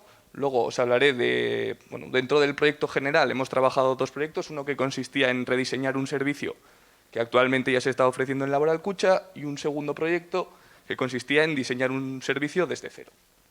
Luego, por último, os hablaré de unas conclusiones generales y hablaremos otra vez de la escalera del diseño, pues post-proyecto. Vale, en cuanto a mi recorrido, bueno, pues eso, como han comentado, yo estudié Ingeniería en Diseño Industrial y Desarrollo de Producto en MU, y ese año en mi TFG pues empecé mi recorrido en Laboral Kutxa, y a partir de ahí pues bueno, también trabajé en el máster de Diseño Estratégico también en MU, y mientras estaba cursando el máster pues estuve haciendo una alternancia de estudio-trabajo en Laboral Kutxa. y después de todo esto, pues actualmente pues, estoy trabajando allí. El objetivo del proyecto, como os he comentado, era pues, integrar estas metodologías a través de 2 proyectos prácticos y poner también en valor pues, la perspectiva de los clientes en los procesos actuales de la entidad. La metodología que hemos utilizado pues, es la metodología DBZMU, que es la que se trabaja en el Departamento de Diseño en la universidad, que parte desde una búsqueda estratégica hasta un lanzamiento de un producto o servicio. En MIT-FM lo que hemos llegado es hasta la parte de desarrollo, más concretamente hasta el prototipo, y después del proyecto, pues como yo ahora mismo me encuentro pues, trabajando allí, estoy haciendo pues, las otras 2 fases. Bueno, en cuanto a la escalera del diseño, el nivel de la entidad antes de empezar era un nivel 2, que consiste en un nivel donde el diseño solo es relevante en términos de estilo, es decir, ellos creaban algún producto nuevo o un servicio, y lo que hacían era darle como una capa final pues, con el diseño antes de lanzarlos al mercado. Entonces, bueno, para hablaros del primer proyecto, como os he comentado, este era el rediseño de un nuevo servicio y tuvo una duración de 1 año y medio. El servicio o el producto que se trabajó aquí estaba relacionado con las hipotecas. Y lo mismo, un poco el objetivo principal era integrar esas experiencias, o sea, esas metodologías de diseño de experiencias mediante pues, el rediseño de un servicio que estaba relacionado pues, con las hipotecas. Bueno, para ello, primero entramos en una fase de exploración donde hicimos unos mystery shoppings, en nosotros ponernos un poco en situación sobre qué consistía pues, la hipoteca, el producto y cómo se vendía, porque yo al final pues, no tengo ningún background financiero y no conocía ni el producto ni la forma de venderlo. Y entonces, bueno, pues lo primero que hicimos fue eso. Luego hicimos unas entrevistas en las oficinas a directores de sucursales, pues para que ellos nos dieran también un poco la información de cómo se vendía, qué clientes iban a la entidad y también nosotros pues conocer un poco desde ese primer momento pues cómo se vende y cómo se ofrece ese producto. Lo que hicimos fue pues, realizar 2 entrevistas, analizar los resultados y volcar toda la información en una herramienta que se llama Blueprint. Después hicimos esto mismo con unas entrevistas a clientes, que hicimos 8 entrevistas y utilizando el mismo proceso volcamos esa información en 8 Customer Journey Map, que sirve pues, para mapear un poco esas experiencias que nos contaban los clientes. De ahí pues, bueno, identificamos como dos procesos y sacamos 2 perfiles de cliente y bueno, pues, debido al tiempo que teníamos para desarrollar el proyecto, solo pudimos trabajar con uno de los perfiles. Luego lo que hicimos fue sintetizar la investigación con bueno, bastantes herramientas de co-creación y bueno, para ello utilizamos esta matriz que bueno, por temas de confidencialidad me dijeron que no podía enseñaros y entonces bueno, sin más comentaros que utilizamos este tipo de herramientas. Luego lo que hicimos fue bueno, crear un posicionamiento que al final es como un eje que tiene que tomar el proyecto a la hora de pensar en bueno, pues, el nuevo diseño del servicio del producto. Y bueno, pues era este que no voy a entrar pues para no alargarme. Después, en una fase de ideación, lo que hicimos fue pensar en líneas de trabajo y partiendo de las oportunidades que identificamos y con las ideas que cumplían el posicionamiento, pues lo que hicimos fue seleccionar pues bueno, qué líneas priorizar en base a los objetivos de negocio y bueno, pues a los tiempos que teníamos de desarrollo.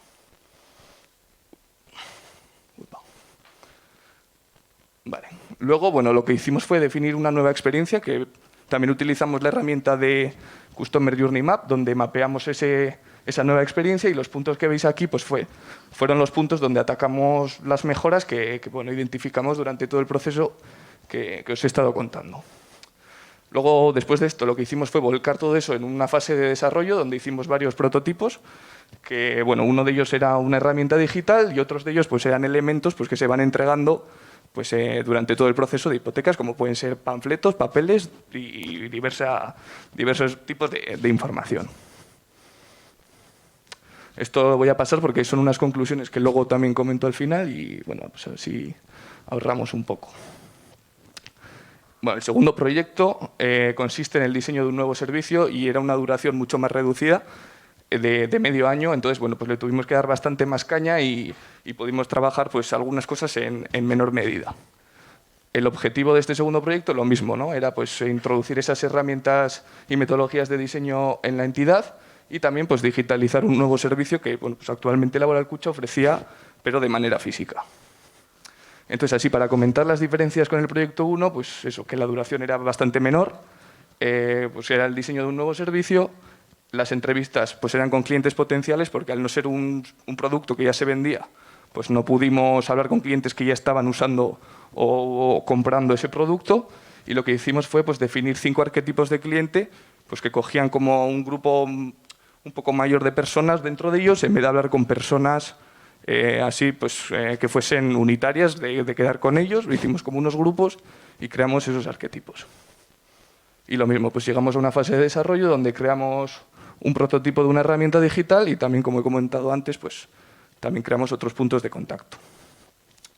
Y así como conclusiones generales, pues bueno, comentar que se cumplió el objetivo de integrar esas metodologías de diseño, se creó un departamento nuevo que se llama Sección de Desarrollo de Clientes y Servicios, donde bueno, pues hay un equipo que está trabajando con estas metodologías y que los integrantes de ese nuevo equipo pues, bueno, se formaron a través de estos 2 años de práctica pues, en ese mundo del diseño de experiencias. Y bueno, pues también ayudó esto a integrar el diseño estratégico y el diseño centrado en las personas pues a nivel estratégico también dentro de la entidad, ¿no? Pues al final, ahora mismo se está teniendo en cuenta a la hora de diseñar nuevos productos o servicios el diseño y entra desde una fase inicial en vez de, pues como hacía antes, que entraba prácticamente al final. Y luego, pues en este caso también, pues que como ya os he comentado, que pues tuve la suerte de poder incorporarme pues, a este equipo que se formó. Y por último, pues eso, para comentar, pues como os he dicho antes, antes de empezar el proyecto, pues Laboral Kutxa estaba en un nivel 2 de la escalera del diseño y ahora mismo pues estaría más o menos entre un nivel 3 y un nivel 4, que sería, pues bueno, el diseño es parte integral de dentro del proceso de desarrollo y bueno, pues está cerca de llegar al nivel 4 cuando coja un poco más de rodadura pues, en este ámbito.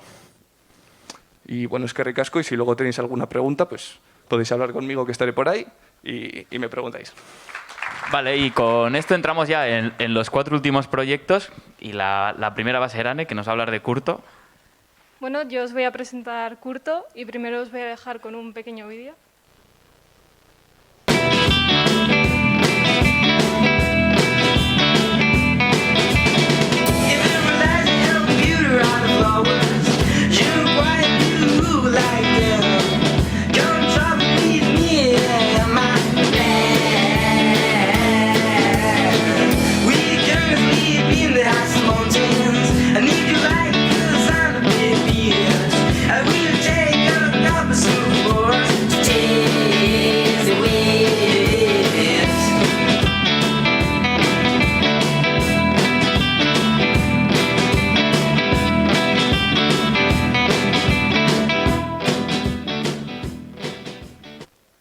Bueno, Curto es una especie de alter ego que he creado para presentar mis ideas de diseño y de ilustración. Todo esto no trata de crear una marca comercial, sino de crear por placer bajo una filosofía que he resumido en 2 palabras, que son slower y stronger. Con esto os quiero hablar del handmade. Al tratar bueno, lo que haces despacio y poniendo cariño en cada detalle, consigues que eso que estás haciendo deje de ser solo un resultado final para que sea también todo ese tiempo asociado a su creación. Uno de los retos que me propuse con este proyecto fue aprender sobre serigrafía para poder estampar en casa y tras un pequeño drama, pues la primera pieza que creé fueron tote bags. Las combiné con las telas de diferentes colores y mediante el diseño, unos materiales de calidad y la dirección de fotografía me quise alejar un poco pues, de esa visión de tote bag como bolsa finita arrugada que te llevas a la compra. Mediante esta técnica también creé 2 banderolas a las que les añadí un bordado decorativo porque bueno, son estos pequeños detalles los que hacen que tus piezas tengan un rollo diferente. Y después pasé a rescatar mi vieja tabla de skate y le quise dar una segunda vida porque bueno, me parecía muy buena la idea de tenerlo colgado de mi pared. Y de aquí surgió una serie de 4 tablas de skate decorativas que pinté a mano. con todas las ilustraciones que había estado, bueno, con algunas de las ilustraciones que había hecho durante este proceso, no quería guardarlas en el cajón y decidí hacer un pack de pegatinas. Una vez tenía todo esto, pues, ¿cómo contarlo, no? Para eso creé Curto. Y, bueno, empezando con el nombre, en el mundo del handmade es muy importante saber quién está detrás de cada pieza. Por eso yo quería buscar algo con lo que me viera reflejada, pero también crear una cierta distancia para que eso me diera a mí también libertad para crear. Entonces decidí cargarme a Anne y quedarme solo con Curto. Después le añadí color y mediante una tipografía de Colophon Foundry que se llama Lidia, pues esta recogía muy bien ese carácter híbrido que tenía mi proyecto entre lo contemporáneo y lo artesanal. Una pieza básica que que recogía estos conceptos es la etiqueta de producto, que le hice mediante la técnica del marmolado, porque esto me permitía pues, jugar mucho con los colores y crear diferentes patrones para cada etiqueta. Después le añadí el nombre mediante un golpe de tinta y le añadí una etiqueta extra que hablaba pues, de esta filosofía de trabajo que tengo y que además funciona como pequeña ficha técnica de producto. También he llevado la dirección de fotografía, en la que la luz natural y el contraste han sido mis elementos principales, haciendo así realzar pues, las piezas y sus colores. También buscando el contraste entre fondos de materiales fríos con la calidad de los materiales que yo utilizo y centrándome también en una fotografía de detalle donde se pudieran apreciar las texturas y las tintas. Con algunas piezas también me permití una fotografía más creativa, de descontextualizar las piezas y jugar un poco más con ellas.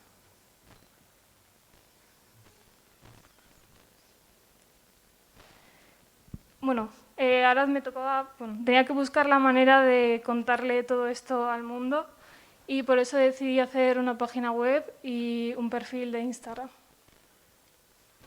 La página web, pues puedes encontrar una sección dedicada a todos mis proyectos, otra que habla un poco de la filosofía de trabajo, puedes visitar Instagram, ir a la tienda online.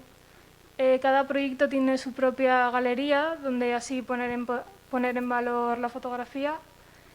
Y desde aquí, si te ha gustado lo que has visto, puedes ir a la tienda online. Aquí se encuentran los productos clasificados y una vez que has entrado dentro de ellos, pues volver a ver las fotografías, encontrarte información y también te invita a ir al perfil de Instagram donde puedes descubrir cómo se ha creado cada pieza. El feed de Instagram es un reflejo pues, de toda esta dirección de fotografía, pero algo importante son las offline series, que es un espacio en los highlights donde se puede ver en detalle pues, la creación de todas estas piezas.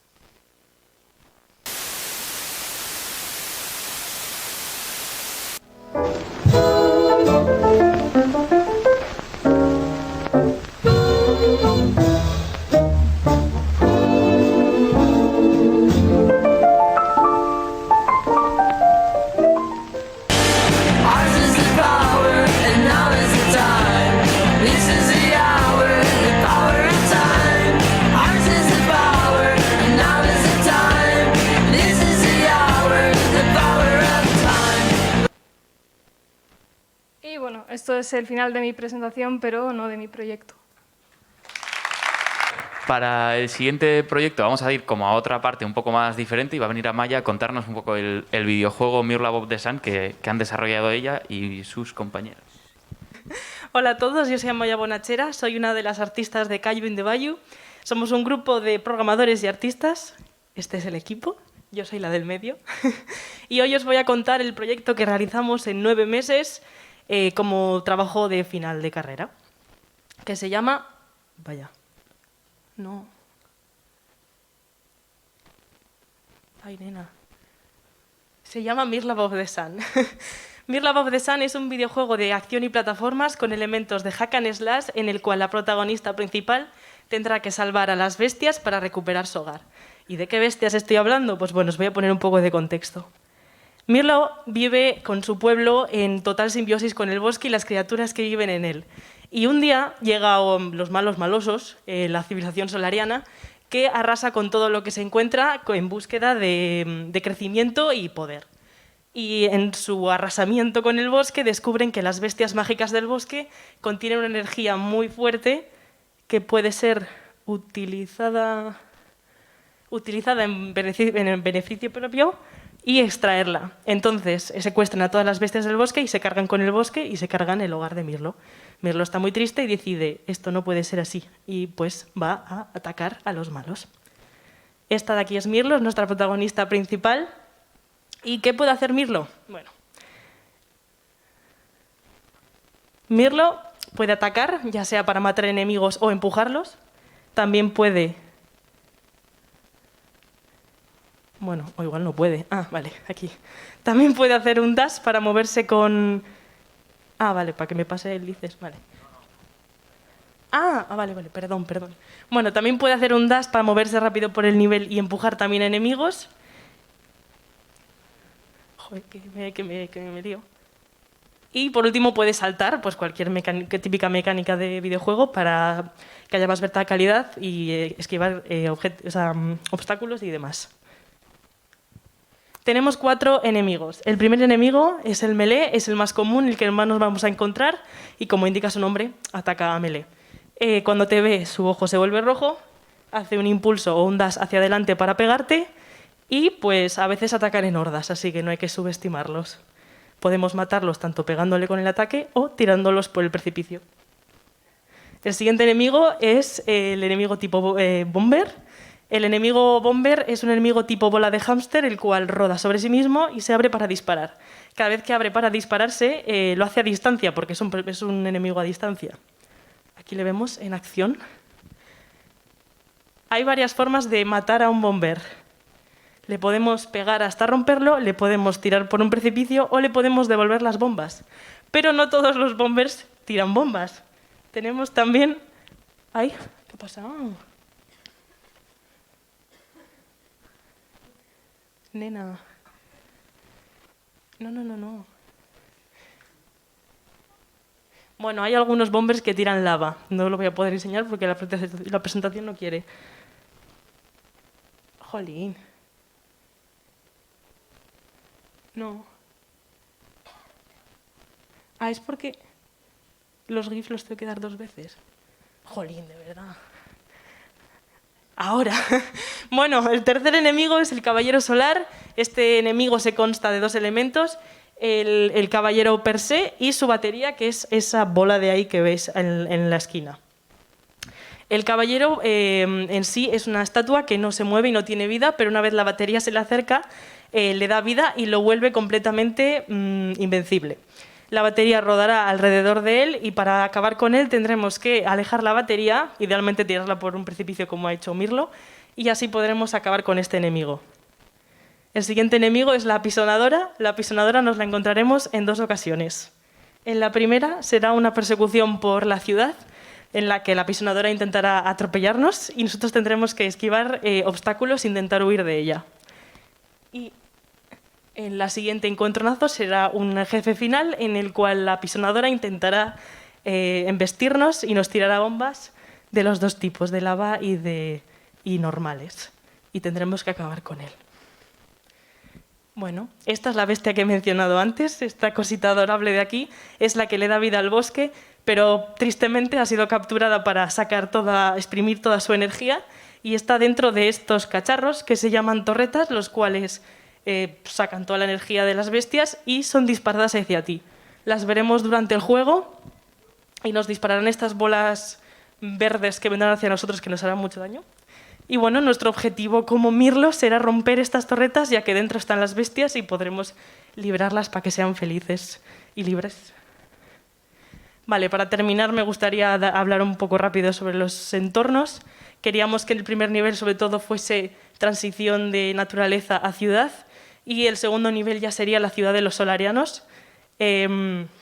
Así que bueno, más o menos fue así como nos quedó. Pero bueno, si ahora tengo tiempo poneros el tráiler que dura 1 minuto, lo podréis ver mejor. Antes de poneros el tráiler, me gustaría deciros que... No. Ay, bueno, da igual, lo digo sin diapositiva. Que tenemos redes sociales, tenemos Twitter y Instagram, nos podéis seguir si queréis en @cayuindevalue, y también está el juego completamente gratuito en Steam, se llama Mirror of the Sun, son 40 minutos y si queréis darle una oportunidad estaríamos más que contentos de que lo hicierais. Y ya está, pues poner el tráiler. Si es que se puede.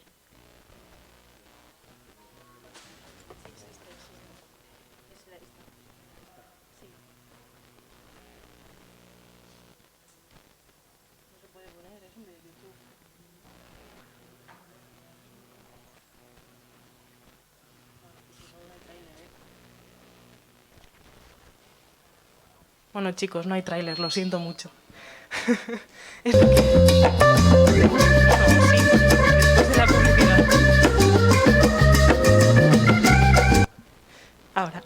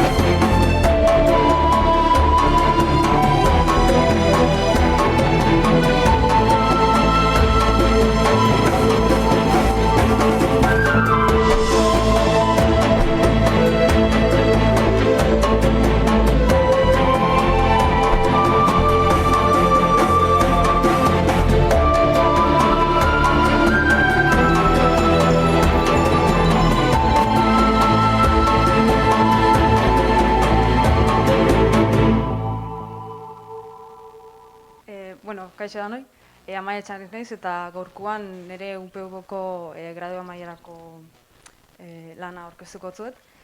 Animaziozko film labur bat danez, lehenengo animazioa ikusiko eta gero pixka prozesuei buruz hitz egingo dut.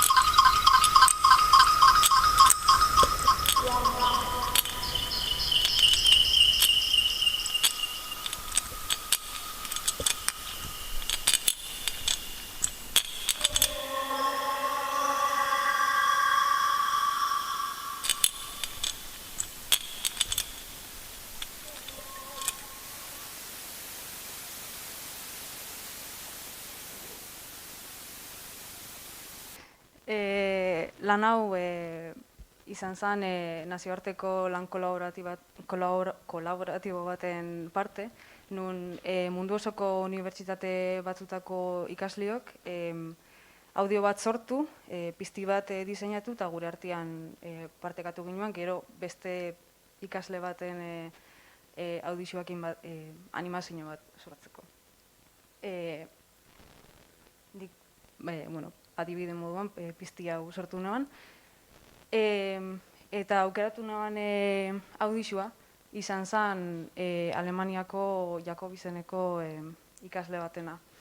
Audizioa entzun duzuen bezala nahiko oso abstraktua da, soinu organiko eta metaliko askokin, eta oso interesgarria iruditu zitzaidan. Eta abstraktua zanez, aukera animazioa sortzeko orduan aukera asko ematen zoztala pentsanan. Orduan, audizioa aukeratuta, moodboard bat sortu nahan.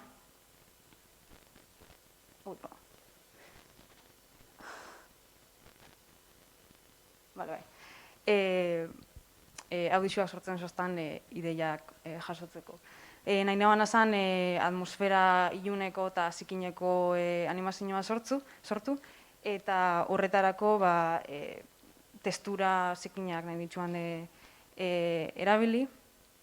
Gero audizioak txorixak ekartzen zoztan burura, orduan erabaki neban nire animazioko protagonista txori bat izango zara, horrek ikusten zuen bezala, marraztu naban bozeto bat, eta koloriak aukeratu nitsuan. Eta Txinako talde batek diseinu hau sortu zeban eta eman zeban. Eta oso bele honen buru hau oso diseinu indartsua da, simplia, eta baina ulergarri xabe bai, eta iritzu jatan oso gokizan ere historixorako. Eta pixka kontrastia sortzeko beste pertsonaia bat sartzea pentsenoan, eta horretarako uso bat sortu noan. Horbe uso bat ikusten da. Oin historia nire filmekoa nahiko simplia da. Usua belian gana gerturatzen da kuriositatez, ez da konturatzen hau harrapakari badala, eta beleak erasotu eta hortikan borroka sortzen da. Hauxe plasmatzeko storyboard bat sortu naban. Hauxe nahiko zikina da, baina gero pixka garbitzu naban storyboarda, hau oinarri bezala erabiltzeko nire prozesuan ziar. Eta, erabili naban teknika izan zen bide animazio digitala, Krita softwarea erabili naban. Eta hauxe niretzako momentu horretan berrixa zen teknika bat zen. Unibertsitateko animazioko klasian erabili nabalako lehenengo aldiz, laugarren urtean. Orduan iritsu jatan hauxe TFG-an ikasteko aukera osoan bazala. Eta, hor prozesuan ziar, pixkat hasieratik bukaera ikasi naban, erabiltzen oinarri digital hau. Oin koloriak modu horran 4 kolore jarri nitsuan, baina gero prozesuan pentsan eban nire historixorako ezala biharrezkoa, hainbeste kontraste kolorien artean enbesteko kontrastiak eziela bihar eta kolore bakarrakin nahi nabana lortuko nebala. Eta gero, testura esan dute nahi nabala atmosfera iluna eta zikina eta horretarako testura indartsu bat bian nebala eta horretarako pintzel espeziko bat aurkitzen naban eta horrekin inaban lan animazio guztien ziar. Eta bukatzeko garri ditut prozesuan argazki batzuk erakusteko zelan itxen naban, azten ditzen pertsonaje batekin, sekuentzia oso baten animatzen naban, gero beste pertsonajea sartzen naban kapa diferente baten, eta ja sekuentzia oso animautan aukanian, eta guztoran eguanian emaitzorrekin, sartzen dituan beste detaileak. Fonduak eta danalako. Beste adibide bat, berdina. Eta, hori izan da nire proiektu eta eskerrik asko entzutea gaitxik. Para terminar, queda el último proyecto de Iñaki, que no está aquí, que es uno de los que estaban en remoto, así que nos conectaremos con él ahora. Creo que está ya en la llamada. Y Kaixo Iñaki, y nada, el escenario es tuyo, aunque no lo veas. Hay mucha gente mirándote, así que no te meto presión. No me código ni nada, ¿eh? Bien, ¿veis la pantalla, la presentación? Vale, hondo. Os voy a presentar Food Sonority. Este es un proyecto que nació de la incógnita, cómo potenciar el sabor a través del sonido. Este proyecto nació de una investigación que empecé a realizar en la que investigaba cómo la gente asociaba los sonidos de los alimentos con esos mismos alimentos. Me extrañó bastante que muchísima gente en esta investigación no era capaz de relacionar el sonido del alimento con el propio alimento, sin ningún tipo de apoyo visual. Es decir, yo lo que les puse fueron unos sonidos de diversidad de alimentos, de diferentes texturas y demás, y la gente no era capaz de diferenciarlo. lo que me lleva a la conclusión de que existe una gran desconexión con aquello que ingerimos. A través de, bueno, con la ayuda de varios expertos, food designers, diseñador de productos y 3 psicólogas, un cocinero y un ceramista, realicé este proyecto. Un proyecto que nos ayuda a crear una nueva intimidad con esos alimentos que ingerimos y a crear experiencias gastronómicas diferentes y vanguardistas. Tenemos que entender, yo tuve que hacer un ejercicio, ¿no?, de entender un poco la manipulación que existe en los alimentos, en la transmisión de comunicados desde organizaciones o simplemente en la sociedad, en redes sociales y demás, la manipulación que existe. Es importante entender esto porque afecta directamente en el acto de comer, en las decisiones que tomamos en el supermercado o simplemente estando a la mesa. Hay gente que se siente culpable, ¿no?, comiendo ciertos alimentos o se siente mejor comiendo otros. Todo esto influye, y es importante entenderlo, en cómo percibimos esos sabores, las texturas y en general la experiencia gastronómica. Uno de los manipulaciones más grandes que existe en la industria actualmente y que me ayudó poco a poco a desarrollar este proyecto de investigación fue el glutamato monosódico. Para el que no lo sepa, el glutamato monosódico es el aditivo más usado en la industria, pero es gracioso porque es el más... se le han adjudicado, ¿no?, se le han puesto cualidades muy malas en cuanto a la salud. Pero, sin embargo, lo encontramos en más del 70% de alimentos salados en el supermercado. Es un aditivo que potencia el sabor. Yo no quería posicionarme si era bueno o si era malo, simplemente lo que quería era hacer una reflexión, ¿no?, a través del diseño, cómo podemos potenciar los alimentos, nuestros platos, jugando con la textura, jugando con la iluminación y mil cosas. Yo me di cuenta que uno de los ámbitos menos estudiados era el sonido. También era importante entender los 3 pilares de la alimentación / consumo de la sociedad de hoy en día y deduje que era una alimentación, consumo compulsivo, completamente psicológico, es decir, con la publicidad apela a nuestras emociones y tomamos una decisión u otra, tanto en la mesa como en el supermercado, ¿no?, y a la hora de cocinar. Y es una alimentación, un consumo completamente mercantilizado. La percepción sobre los alimentos se ha investigado un poco, pero los proyectos que ha habido han sido más que nada igual anecdóticos, en el sentido de para un plato en concreto, o no han ido más allá. Por ejemplo, en The Fat Duck, en este restaurante de estrellas Michelin, un plato que está preparado con ingredientes del mar está acompañado con un sonido del oleaje del mar, que apoya la ingesta de este alimento. Con este proyecto quería ir un poco más allá e investigar un poco más la percepción sonora de los alimentos y qué es aquello que dejamos de escuchar y cómo puede apoyar esa experiencia gastronómica. El sonido es uno de los más importantes, el de los más importantes que yo toco en este proyecto, pero no podemos olvidar todos los otros factores que hay alrededor del sabor, como el color de los alimentos, la iluminación y obviamente los ingredientes, ¿no?, y cómo los preparamos. Aquí vemos una foto lateral del proyecto, del objeto en sí, y bueno, básicamente es un marco metálico que tiene un relleno de silicona que alberga 2 fonendoscopios. Me llamó mucho la atención, ¿no?, el combinar 2 objetos tan diferentes, bueno, set de objetos, ¿no?, un vaso, un plato con un fonendoscopio, y bueno, así fue como se fue desarrollando el proyecto. Cabe destacar la forma del plato y del vaso. Fue diseñado de una manera en concreto y un ceramista los produjo para que estos elementos amplificasen el sonido lo más posible. Aquí vemos fotos del plato y del vaso. Y bueno, otra investigación fue la de los cubiertos y cómo interactúan, cómo influyen, si opacan los sonidos de los alimentos, si por el contrario apoyan, ¿no?, y mejoran el sonido. Y bueno, la conclusión fue que el mejor material era la madera. Estos son de bambú y lo que hacían era ensalzar, ¿no?, el sonido de esos alimentos que a priori pasan desapercibidos, pero están en el plato. Simplemente no tenemos la capacidad auditiva de escucharlos. Aquí vemos el producto en uso.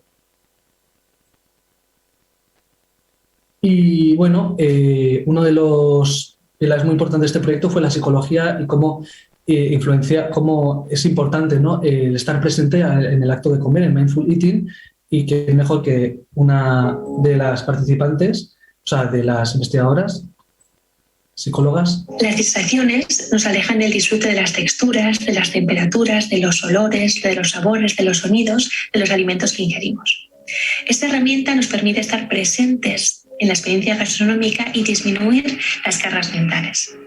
Estar atentos y escuchar los sonidos desde una postura sin juicio y desde la aceptación. Susan Albers, por ejemplo, experta en alimentación consciente, explica que el estar consciente del acto de comer no solo implica saber qué comemos, ser conscientes de aquello que ingerimos, sino también de la forma en la que lo hacemos. Me parecía curioso e importante resaltar el mindful eating porque se le pueden dar varios... Los acercamientos a este proyecto son varios. Puede ser desde un particular que quiera mejorar su relación con la alimentación, hacer una pausa real sin teléfono, sin televisión ni nada, ¿no? Simplemente comer al 100% y desconectar del resto. Que también puede ser para una experiencia gastronómica en concreto en un restaurante, pero también vimos posibles aplicaciones con este grupo de psicólogas en pacientes que tuvieran trastornos de la conducta alimentaria, como un paciente con bulimia, en el que justamente es eso lo que se ha perdido, que es la desconexión con la alimentación. Simplemente para finalizar y entender todas las posibilidades que nos da este producto, una galería auditiva visual de diferentes elementos, como por ejemplo romper liofilizados, la onda sonora que crea o la reacción de caramelos carbonatados. Al fin y al cabo, queda en manos del creativo, del cocinero o del usuario hacer de este producto, sacar el máximo partido y crear una canción. Y nada, muchas gracias. Eskerrik asko, Iñaki, y ya nos despedimos. Y para terminar, no sé si por aquí puedo pasar, si no... Vale, de mientras, recordar, como decíamos, ahora va a haber un cóctel en la zona del fondo que está allí, al lado del otro graderío, y a las 7 va a ser aquí el Portfolio Night. Si alguna persona quiere participar, aunque no estuviese apuntada, por supuesto, total libertad para hacerlo, según me acaba de decir Benicio por línea interna, así que no os preocupéis por eso. Dar unos agradecimientos previos de todas las personas que han estado por detrás echando una mano. Ahora a ver si me funciona a mí. Ah, no, claro. No, es que lo tengo apagado. Por una parte, el equipo de comunicación, que muchas de las personas están por aquí o por aquí atrás, Leire, Anne, Siber, Raquel, Cristina, todo el agradecimiento también a Luis y a Bilboas Fabric, a Johnny y Kerabat, que nos han ayudado también con la cartelería, donde os habéis sacado antes la foto. Todo el equipo que ha estado coordinando por detrás, Benicio, Yane, Pablo, Leire, Usue, Laura y Bea. Y luego a todas las unis que han participado y que... Uy, me he ido para atrás. Ahí está. Tanto a DigiPen, Idarte, Kunstal, Mondragón, UNAP, tanto la parte de arquitectura como Tecnum, la Universidad de Deusto y la UPV. Y por último, por supuesto, a todas las que estáis aquí, que a las que habéis venido a escuchar y sobre todo a las que os habéis animado a hacer la ponencia. Así que nada, un fuerte aplauso a todas y con esto damos por cerrado el evento.